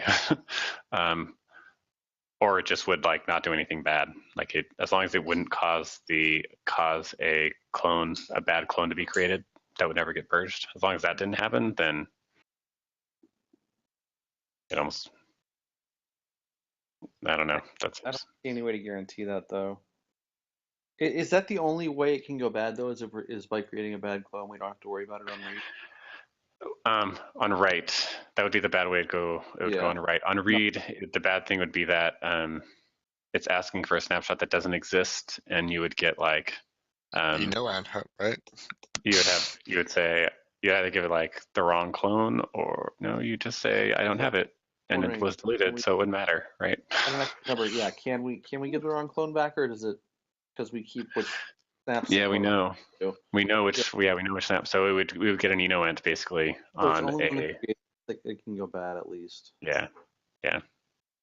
So I guess the question is, could we in that case just send a like do an EA, something akin to an EA again back to libRBD that would say refresh your frequent snap context.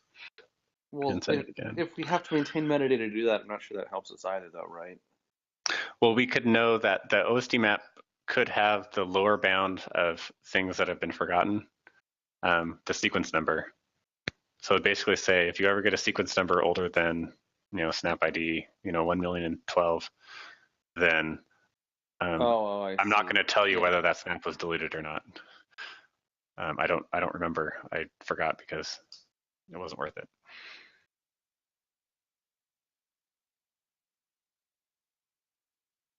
Jason, does that sound like a reasonable thing? Maybe we could extend that interface, yeah.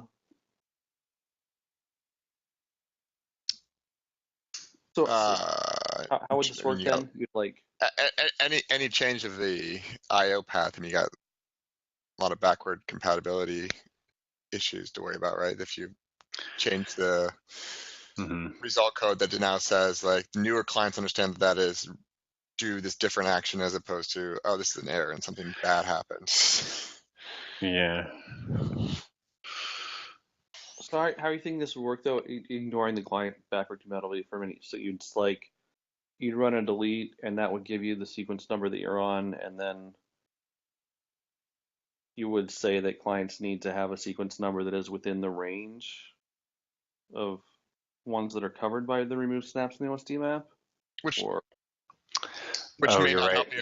may not help you if someone created a snapshot a year ago and today and maybe like 6 months ago, and they deleted the one 6 months ago. So technically the range is valid if I still send one with that 6 months ago. You're right. That might not mean you can't do it though, but that's what I'm trying to work out. Yeah, I think you're right. And I think you could be like, no, okay, so it is like, okay, my snap set is valid as of this snap sequence number. We could do that one way or another. Could add it'd have to be like a new field. Yeah. Like the remove snaps seek or something.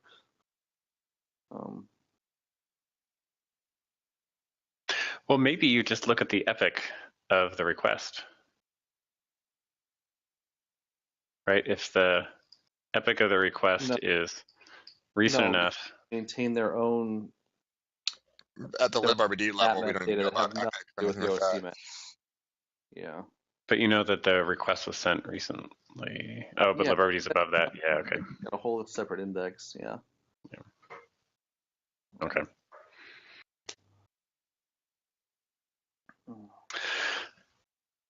All right. Well, I think continue to ponder that one. Yeah. It will almost let us forget. If we can solve that, I think that's the one piece. Yeah. So the other piece, maybe I didn't see this addressed explicitly there, but maybe you already thought about it, was if we do have an older OSD that still has some snaps that haven't been trimmed, we wanted to consult the kind of old purge snap index when it boots up and kind of trim those really old ones, right? I think what happens there is that the backfill will clean it up. What if it doesn't have to backfill because it has a really long log though? Then the log will include the delete events that happen when it did because those actually go in the log. That's right. Yeah. Yep. Yeah, the snap mapper is just an index of objects that actually exist and their snap IDs.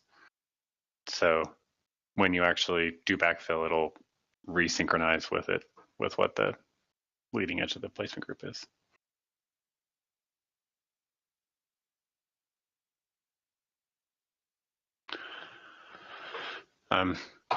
Okay. I don't think we'll solve the whole thing there, but that's the almost the whole problem. And then the last thing I have is really quick. So this came up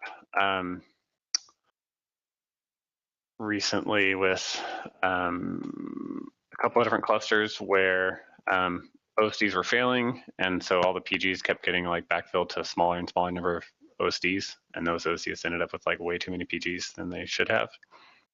But it could also happen if you just like put in a bad crush rule that puts, all 200,000 PGs on my cluster on one OSD just because you just made a stupid error or something. And that OSD will sit there and try to create PGs until it eventually crashes because it runs out of memory or something. And probably after that, it's going to be hard to bring it back up because the same reason that made it crash the first time are going to make it just as hard to recover. So the goal would be to have some hard limit on the number of PGs that are allowed to exist on OSD. So once it hits like the 300th PG, it'll just refuse to create it. The problem is that there are two ways that PGs get created. One is the monitor will tell it to create them. That's sort of the easy one to deal with. But more generally, the primary for the PG is somewhere else, and you're sending notifies, peering notifies, and that's will instantiate the PG, and you'll just refuse. You won't do anything, and so that peering will just basically get stuck, which is kind of what we want. It's better than like making that OSD get overloaded. But when you finally do empty out the OSD enough so that there's space, then you have to make sure that that peering process restarts. So the pad isn't loading for me for some reason, but I have an old, maybe hopefully it's loading for everyone else. There it goes.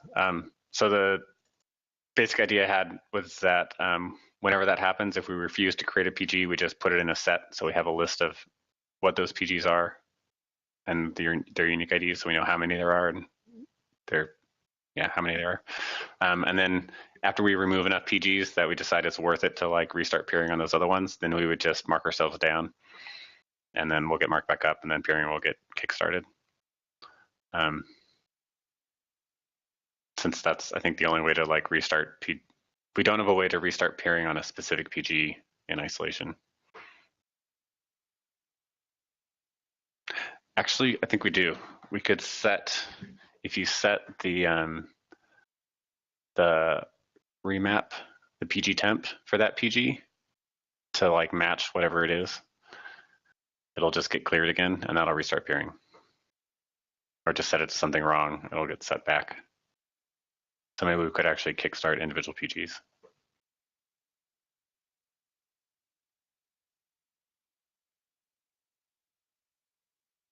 Do you remember, Josh? Yeah, I think we discussed that before, and just using the temp, PG temp was a way around that. Okay. That's even better, yeah.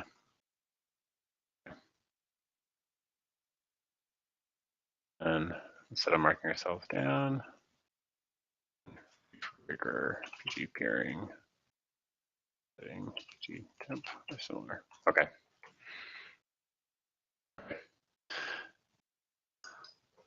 When I originally looked at this like forever ago, I think it was like 2 years ago, I thought it was complicated, but I think it's not as complicated as I thought it was. So I mentioned this to Kifu after stand-up because he was looking for something new, and he's chomping at the bit. He wants to run with it, so I think this would be good. Yeah, sounds good. Cool. Okay, that's all on that one. So do we have? Yeah, go ahead. The only thing that worries me about this is that the hard cap might prevent us from recovering in situations where we need to like swap PGs around on a derated cluster. I'm not sure if that's a realistic fear or not, but like if we've got ones that are just in the wrong place and they're trying to forth. Well, so this is making it so that you can't instantiate PGs, but if they're already there for some reason, like load PGs will still load them up. So yeah, you'd still be able, they'd still be able to drain. If you hit the cap and you just swap by with someone else that is also at the cap. Yeah. I think in that case you just have to increase the cap. But I think so. All the situations that I've seen where this happened, it's all like it's a skewed curve or whatever, right? Where you have a bunch that have the normal amount of PGs, and then as they failed, the PGs kept piling up in a smaller and smaller number of nodes. And so it's not like they moved around, they flipped positions, they all just sort of like collapsed. And so this would let them drain back to where they go. So it would at least address that case. I guess it's possible if you got into that situation and then like change your crush map entirely so that everything was like randomly scattered somewhere else, you could have PGs that we need to go to those overfull nodes and not the other way around. And they would just get stuck basically until they get drained.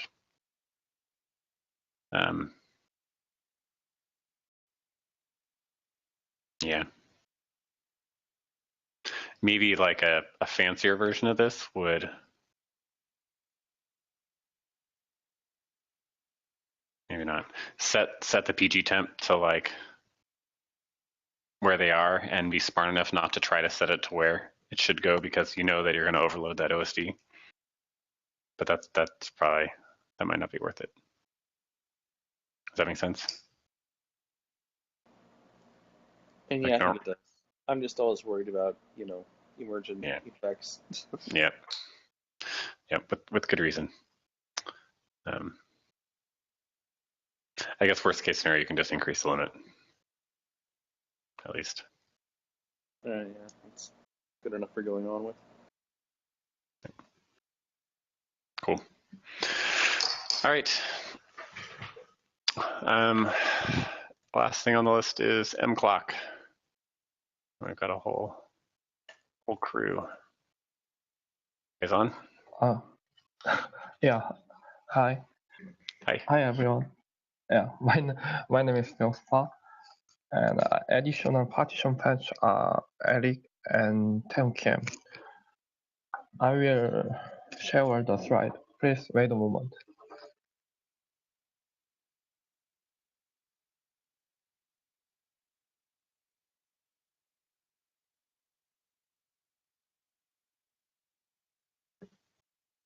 Are you guys sharing the slides? Yeah, there it goes.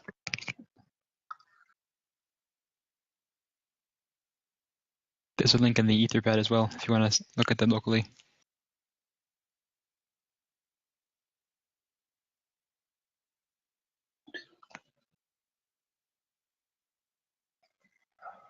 I will try share the slide. Please wait a moment.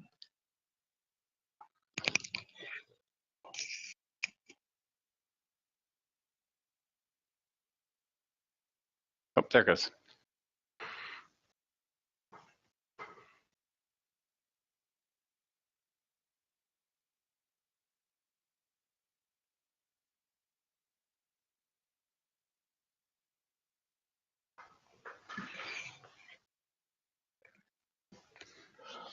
Yeah, sorry. I will now discuss implementing distributed MClock in Ceph.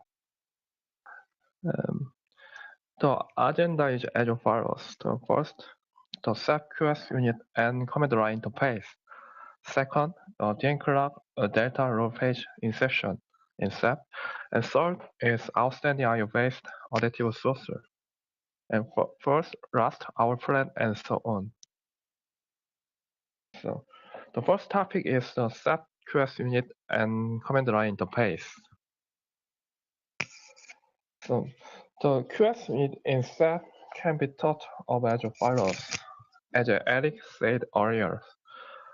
First, QoS for IBD image and group of object. In other words, full, a directory on a file system, a branch or subset of a branch, an application, and a data set, and universal QoS, including all those mentioned. So our first goal is QoS for IBD image and a group of objects. Final goal is universal QoS based on your QoS identifier. So before describing the final universal QoS, I would like to briefly describe the some terms and prerequisites and so on with QoS for full and IBD image. So QoS control has, as we all know, guarantees minimum reservation and relative compression weight and limit the maximum value. First, the following preconditions are necessary for implementing distributed MClock in Ceph.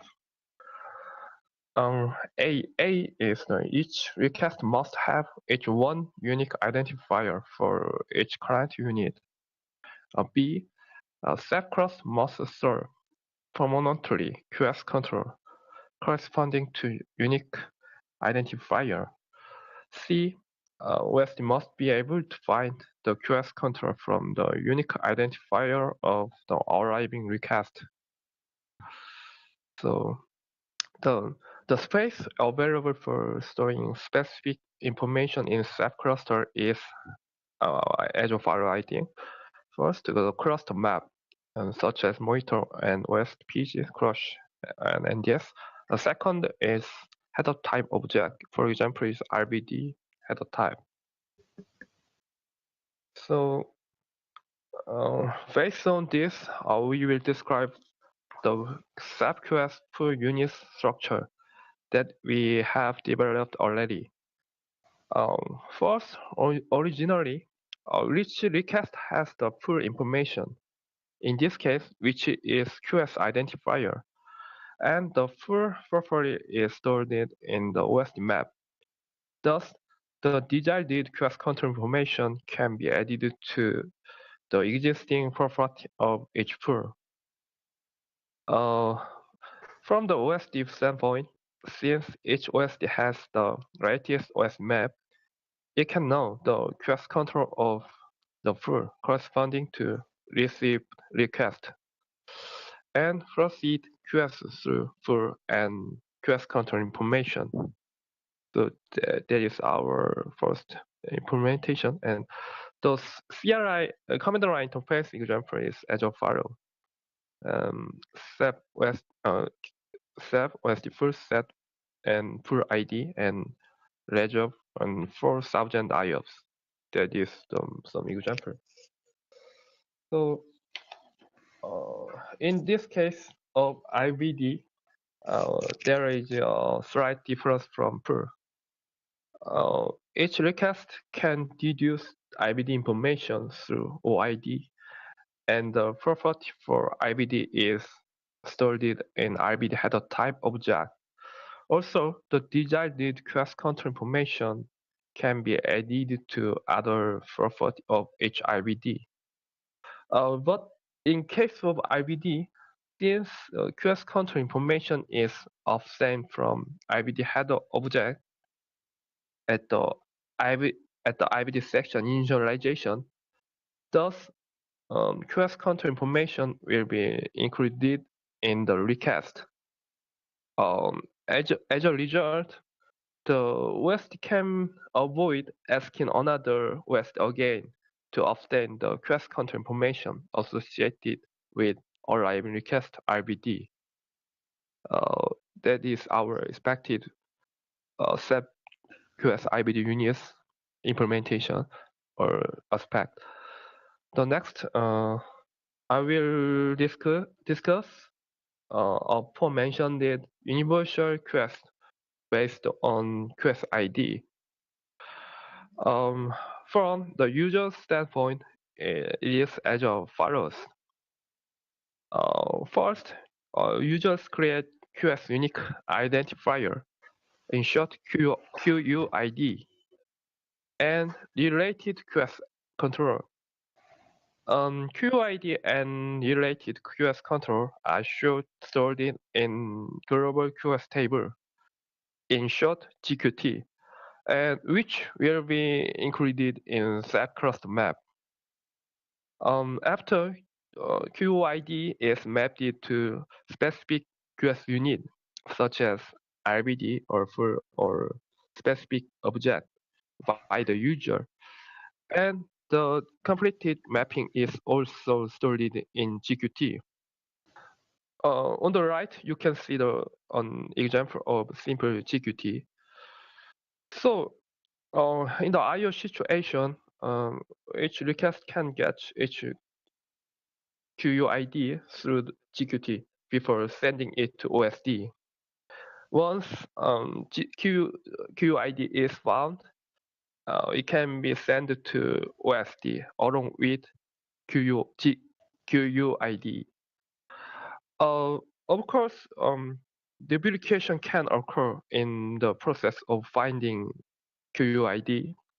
For example, requests belong to both QUID 0, IBD volume 1, and QUID 1 and pull 0 as in the example table. In this case, internal application priority will be needed.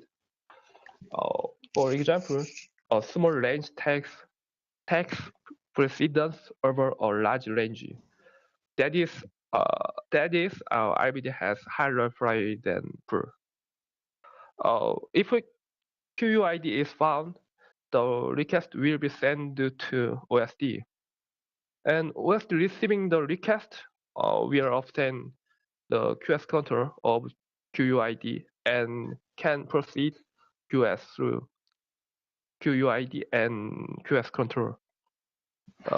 That is our design for and start of that QoS TNClock implementation. So we want some. Do you have any address or idea from? So the first two look right to me. The pool limits and the RBD setting them as a property on the RBD. The QUID one worries me though. The way that it's described here, it looks like the OSD will get a request. The QUID will be 12. It doesn't know what that means, and so it has to go look that up, like go query the monitor or something in order to find out what the parameters are for that. Am I understanding that right, or is that happening on the client side? In the pull implementation case, the QoS control QoS control maybe can be stored in the OSD map. Mm-hmm. Yeah, I'm worried about the third case, this last one where it's the QoS universal units. Yeah. Number 6 says the OSD receiving the request obtains the QoS control. Yeah. Included in the GQT. Does that mean the request will block? It'll have to go ask somebody else what the parameters are before it can process the request? Yeah. For request block case. Mm-hmm.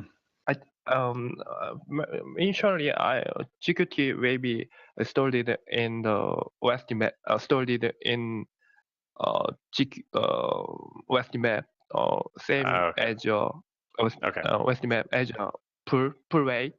So we OSD map, So is the idea then that this QoS table is, in order for it to be stored in the OSD map, it has to be pretty small or reasonably small. So it would be like the generic set of policies like fast, medium, and slow, or something like that. And each of those policies would be applied to lots of images. Is that the idea?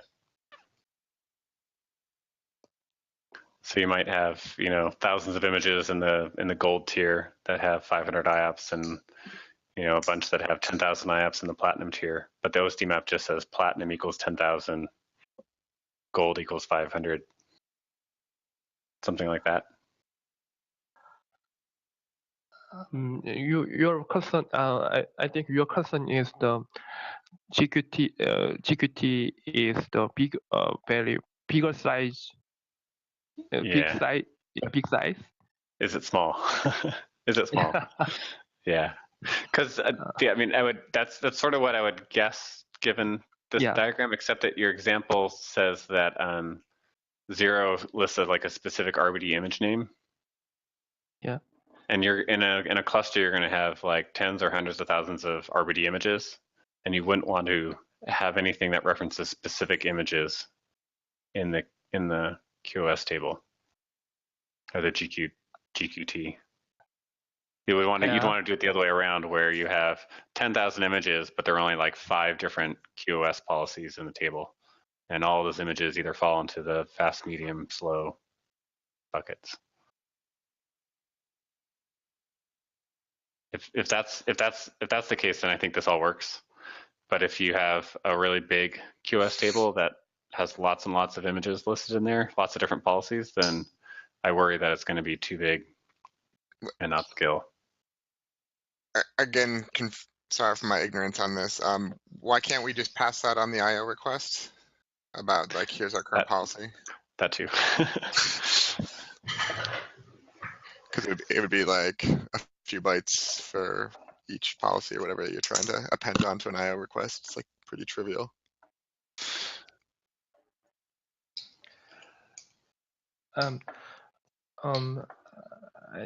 Yeah. GQT, maybe GQT is become bigger size. So I think the space where Ceph can store specific information, or such as GQT, is, I think, first is cross map, second is any header type object. So we can say store the GQT in the other header type objects like IBD. Mm-hmm. Yeah, OSD web is not properly proper way. It is not proper way. If you think we can store header type object. So I see the benefit. So the simplest thing is your second slide here, where the RBD image just says I get 500 IOPS. Like that's really simple. The libRBD just tells librados tag my requests with my QoS parameters 500 IOPS, and that gets past the OSD and everything's simple. The place where I think that's going to be a problem is, again, you have this huge OpenStack cluster. You've got 10,000 images, and they all have 500 IOPS, and you say, you know what, I think these users should get 600 IOPS. And you don't want to like go and touch every single image to change it.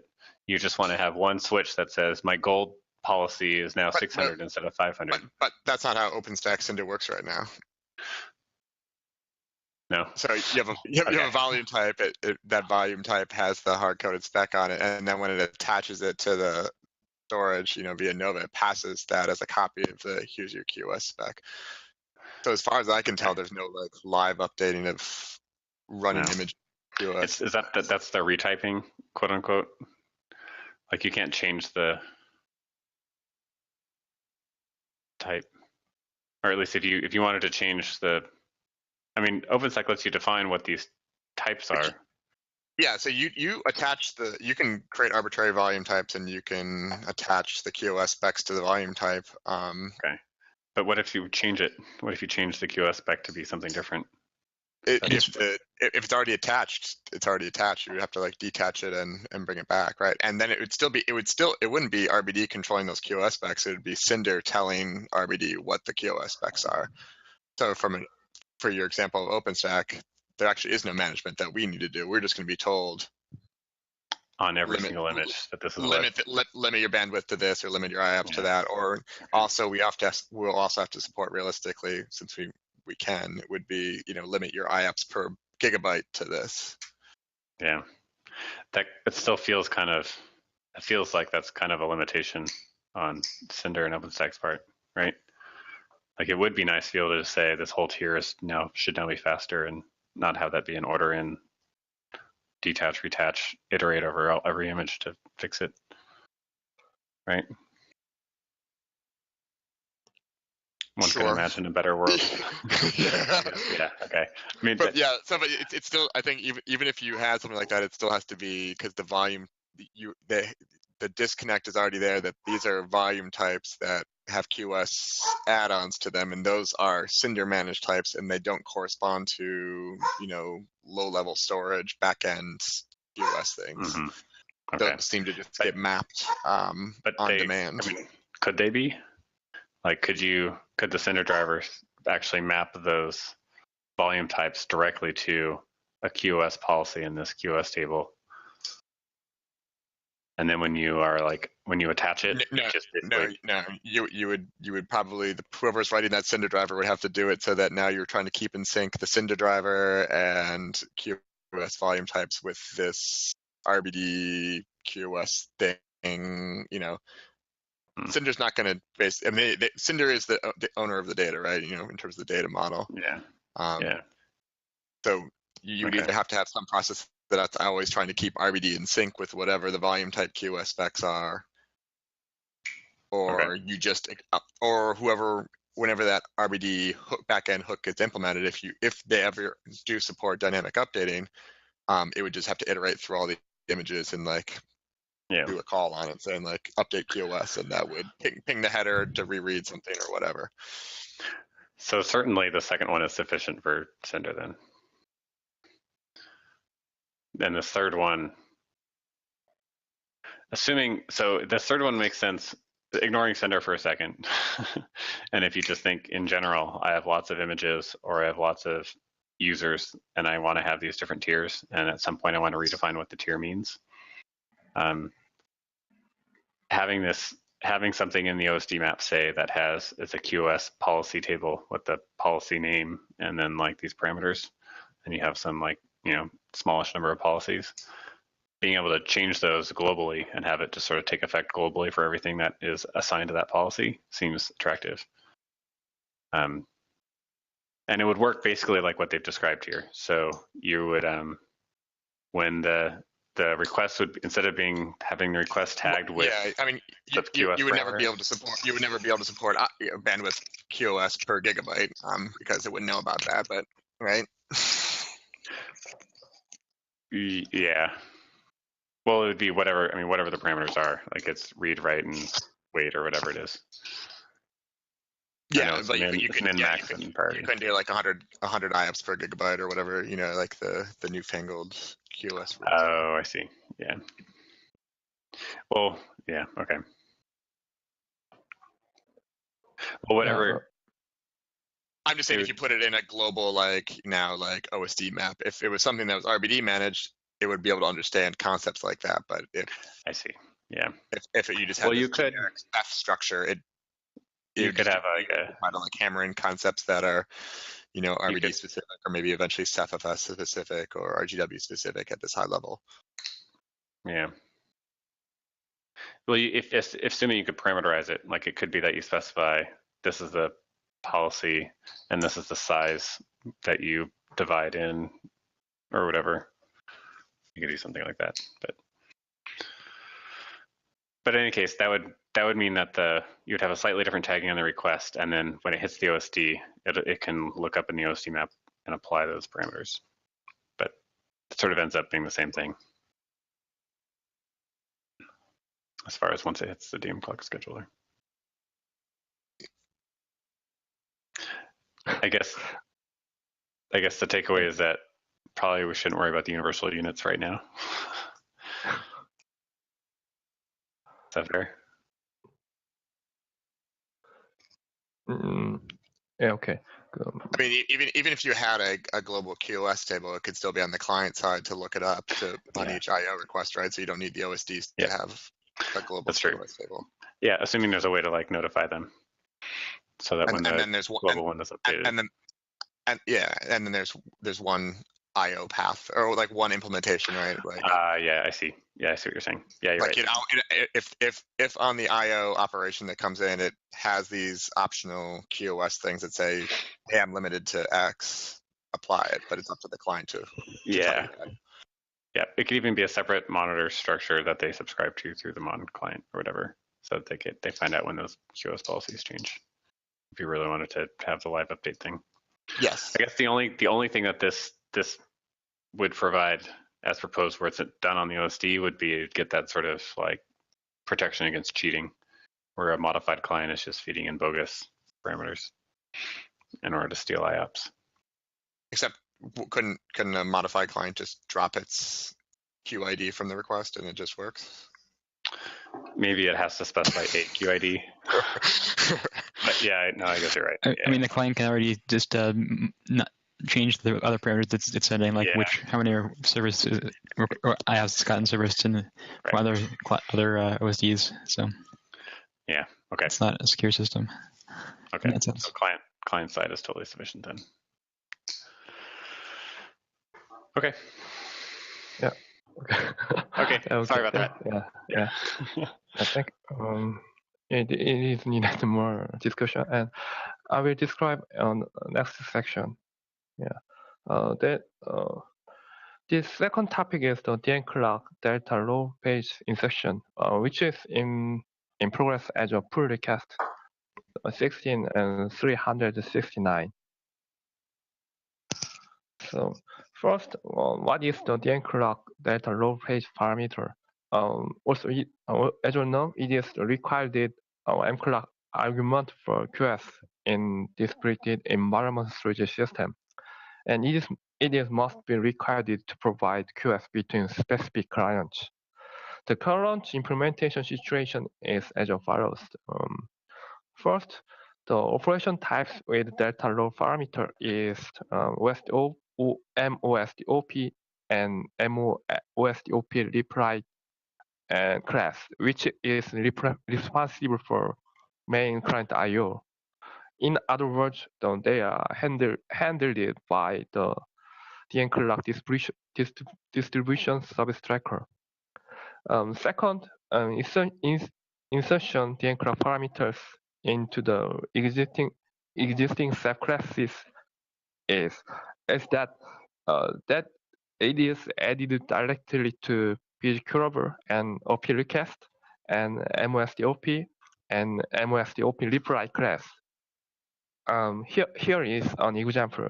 You can see the DMC and RQ params and QoS underbar params, or DMC and QoS params. So I want to say is the issue for this. This page is first issue about the number of shots in the operation queue. In one OSD, there will be DN-clock queues depending on the number of the shot, such as 101. Therefore, as the number of shots increases, the number of DN-clock queues in a single OSD also increases. A large number of DN-clock queues can cause problem, as shown the bottom of left graph. As the operations are distributed by the increased number of DN-clock queues, the DN-clock QoS problem becomes more worse. In other words, the stacking operation length of each DN-clock queue is shortened, as shown on the left pictures. Thus, our solution is to fix the shot count as a 1 when using DN-clock queue. So that is our first solution, and another solution is later. So, and I will explain more detail in the later. So second issue is about the weight controlled data and role for background I/O. MClock current queues, current MClock current queues current identifier is a pair of P type or client entity.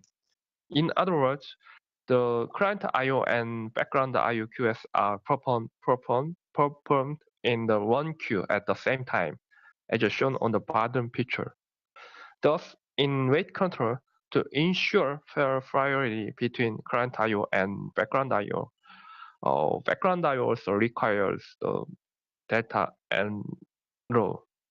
So our first approach is that in background I/O, use the normalized delta row occurring in current OSD. For example, unit time average value. So this is our. There are two issues. So another alternative solution is here. So I wanna I will explain more.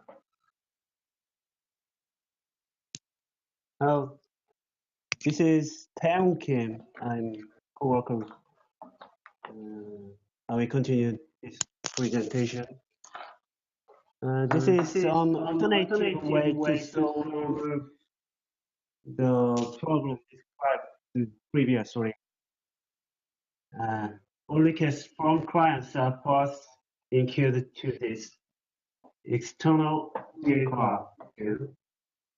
With the DN clock scheduling, requests will be added to the shard queue later. This structure has several advantages. On client side, it doesn't need to know about the shard structure. It also doesn't need the low delta value for background operation like scrub or recover. Background requests are not handled by external DN clock, but are processed in the internal operation queue, so they do not require the low delta value. In addition, requests are stacked in the single DN clock queue rather than scattered across multiple shard queues. This is advantageous for QoS process because the queue depth grows. The downside is that performance can be better because a client requests are queued in one queue, DN clock queue, and also process paths would be longer because client request must go through two prior queues. This structure can simplify complex problems by separating them into two simpler problems. In other words, the problem can be solved easily by using the prior queue for a client request and the internal prior queue for internal operation. It seems like the parallelism that we get from having multiple shards is mostly being eliminated by putting the queue in front of it. And so you can probably get the same thing by just having one shard, but having lots of threads, lots of worker threads. Does that sound right?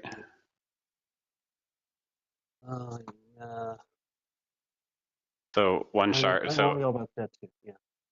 So like one shard, but 4 threads instead of having 2 shards with 2 threads with another queue in front.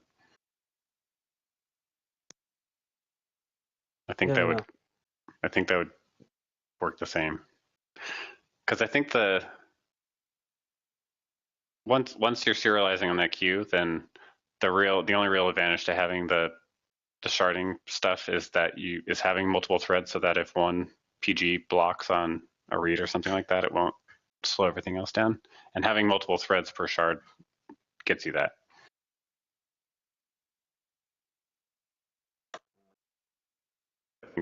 I think that's simpler.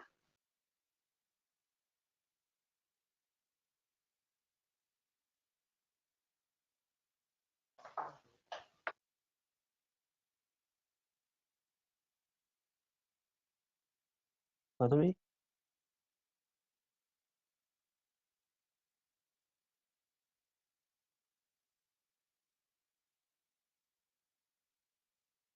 I'm sorry, I couldn't understand you. I think if you set OSD op shards per thread equal to something big, and OSD op shards equal to 1,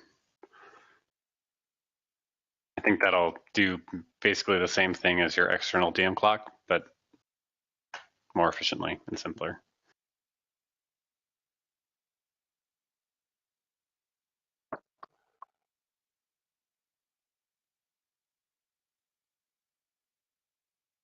All right, yeah, something to think about.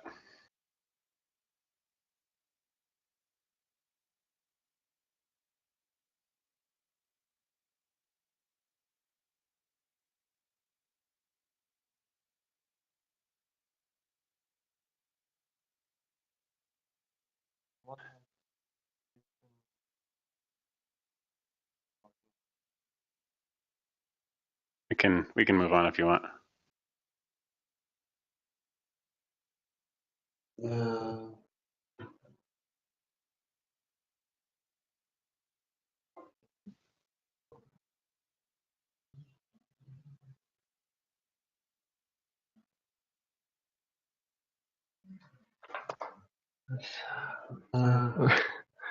Yeah. Sorry.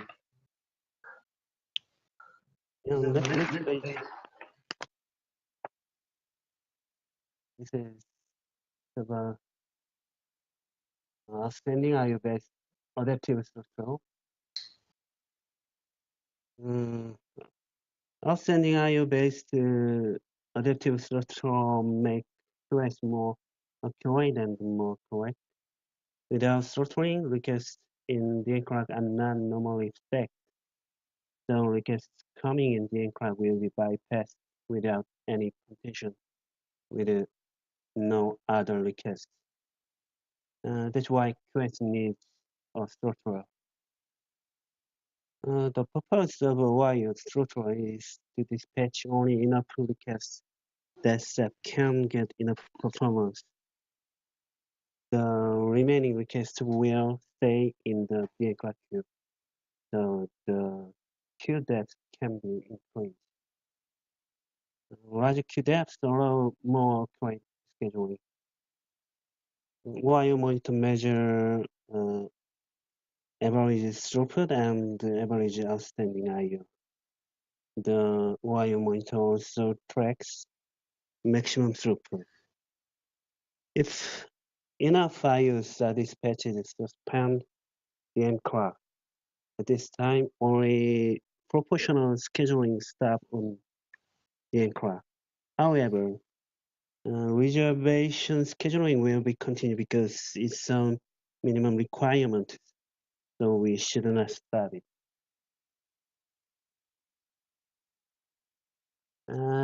It is important to figure out how much outstanding IO is appropriate to plot the depth performance. I call it saturation load. If more requests than the saturation load are dispatched, performance degradation can be minimized even with throttling. It is important to find the correct saturation load. The average YU and the throughput will be measured every 200 milliseconds to find the saturation load. If the average throughput is correct, then the previous max throughput increase max throughput and the saturation load. If there are enough load but the average throughput is less than max throughput, decrease max throughput and the saturation load. The increase and the decrease will be balanced, so the appropriate saturation load will be maintained.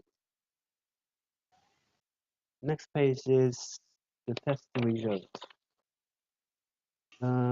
We tested 5 clients using each of one pool. The bottom left graph is the proportional test result.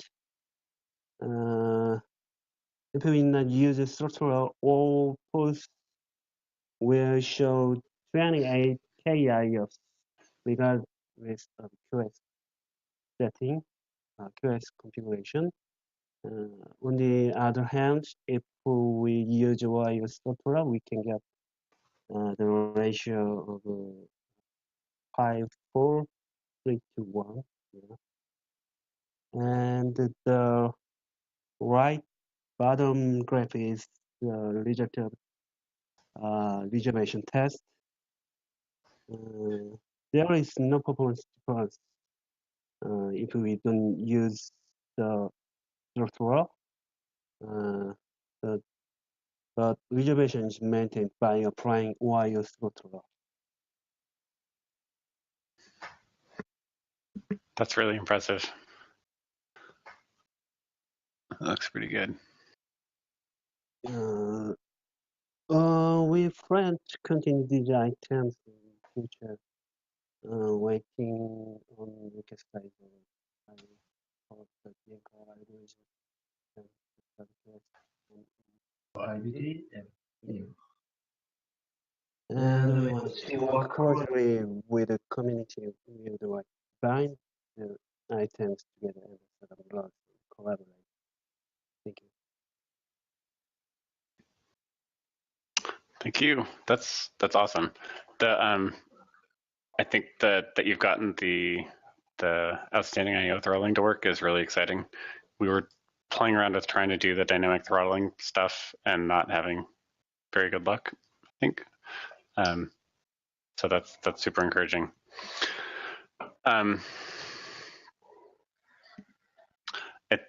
It sounds to me overall like we're on the right track. It seems like the next steps are probably to just propose what the specific Ceph CLI commands are to configure the first two types, the pool QoS thresholds and the RBD QoS thresholds, and then get your pull request that does the row delta whatever it is stuff into Rados, and then go ahead and implement it. I would wait on the universal QoS stuff until the other parts are implemented and we have sort of a better understanding of how that should behave. And then the IO throttler, I guess, would be the last piece. But overall, this sounds awesome. This looks really good. Do you have any concerns or questions, Jason, on the RBD side? No, I just on the IRC I did post. I was looking through Cinder again. It does restrict you from not updating front end based QoS, but on the back end, if the back end does support it, it iterates through all the volumes associated with that back end and just changes it up on a per image basis. So again, like from a Cinder's perspective, it wouldn't do any help. It wouldn't be any help. It would be a hindrance really to have this extra layer on top. Unless it's possible in Cinder to implement that update in an efficient way that doesn't make it iterative or everything. No, I mean, like you can't change that. I mean, it's already going through and at a low level, like the scheduler is going through and iterating over all the volumes and retyping them when you do a retype. This just reminds me of how snapshots used to be in Cinder, or before Cinder existed in Nova, where they were just stupid and didn't do anything, but with some work. Write it to disk and it like copied it to Swift. But it was always possible. I mean, it was a lot more work, but you were able to implement like efficient backend operations. Presumably, same thing with like multi-site copy. Like, by default, Cinder will go and like literally copy the thing and stream it across and like to a new image. But you can there's got to be a good trade-off in terms of what is the actual like impact of iterating over 1,000 images and updating for those few chances that you do need to do it versus having to write the code and maintain all this like extra code on top. Yeah, because even the RBD CLI could do something like that. That all it does is just iterates over all the images and sets the metadata. Yep, fair enough. Updates. My 2 cents. Yep. Okay. Sounds good. Anything else on the QoS front? All right. Thanks so much, guys, for sharing. This all looks great. Anything else you want to talk about before we adjourn? Evening. We're probably ready for bed. All right. Thank you, everyone. Have a good rest of the week. Talk to you soon. See you. Bye-bye.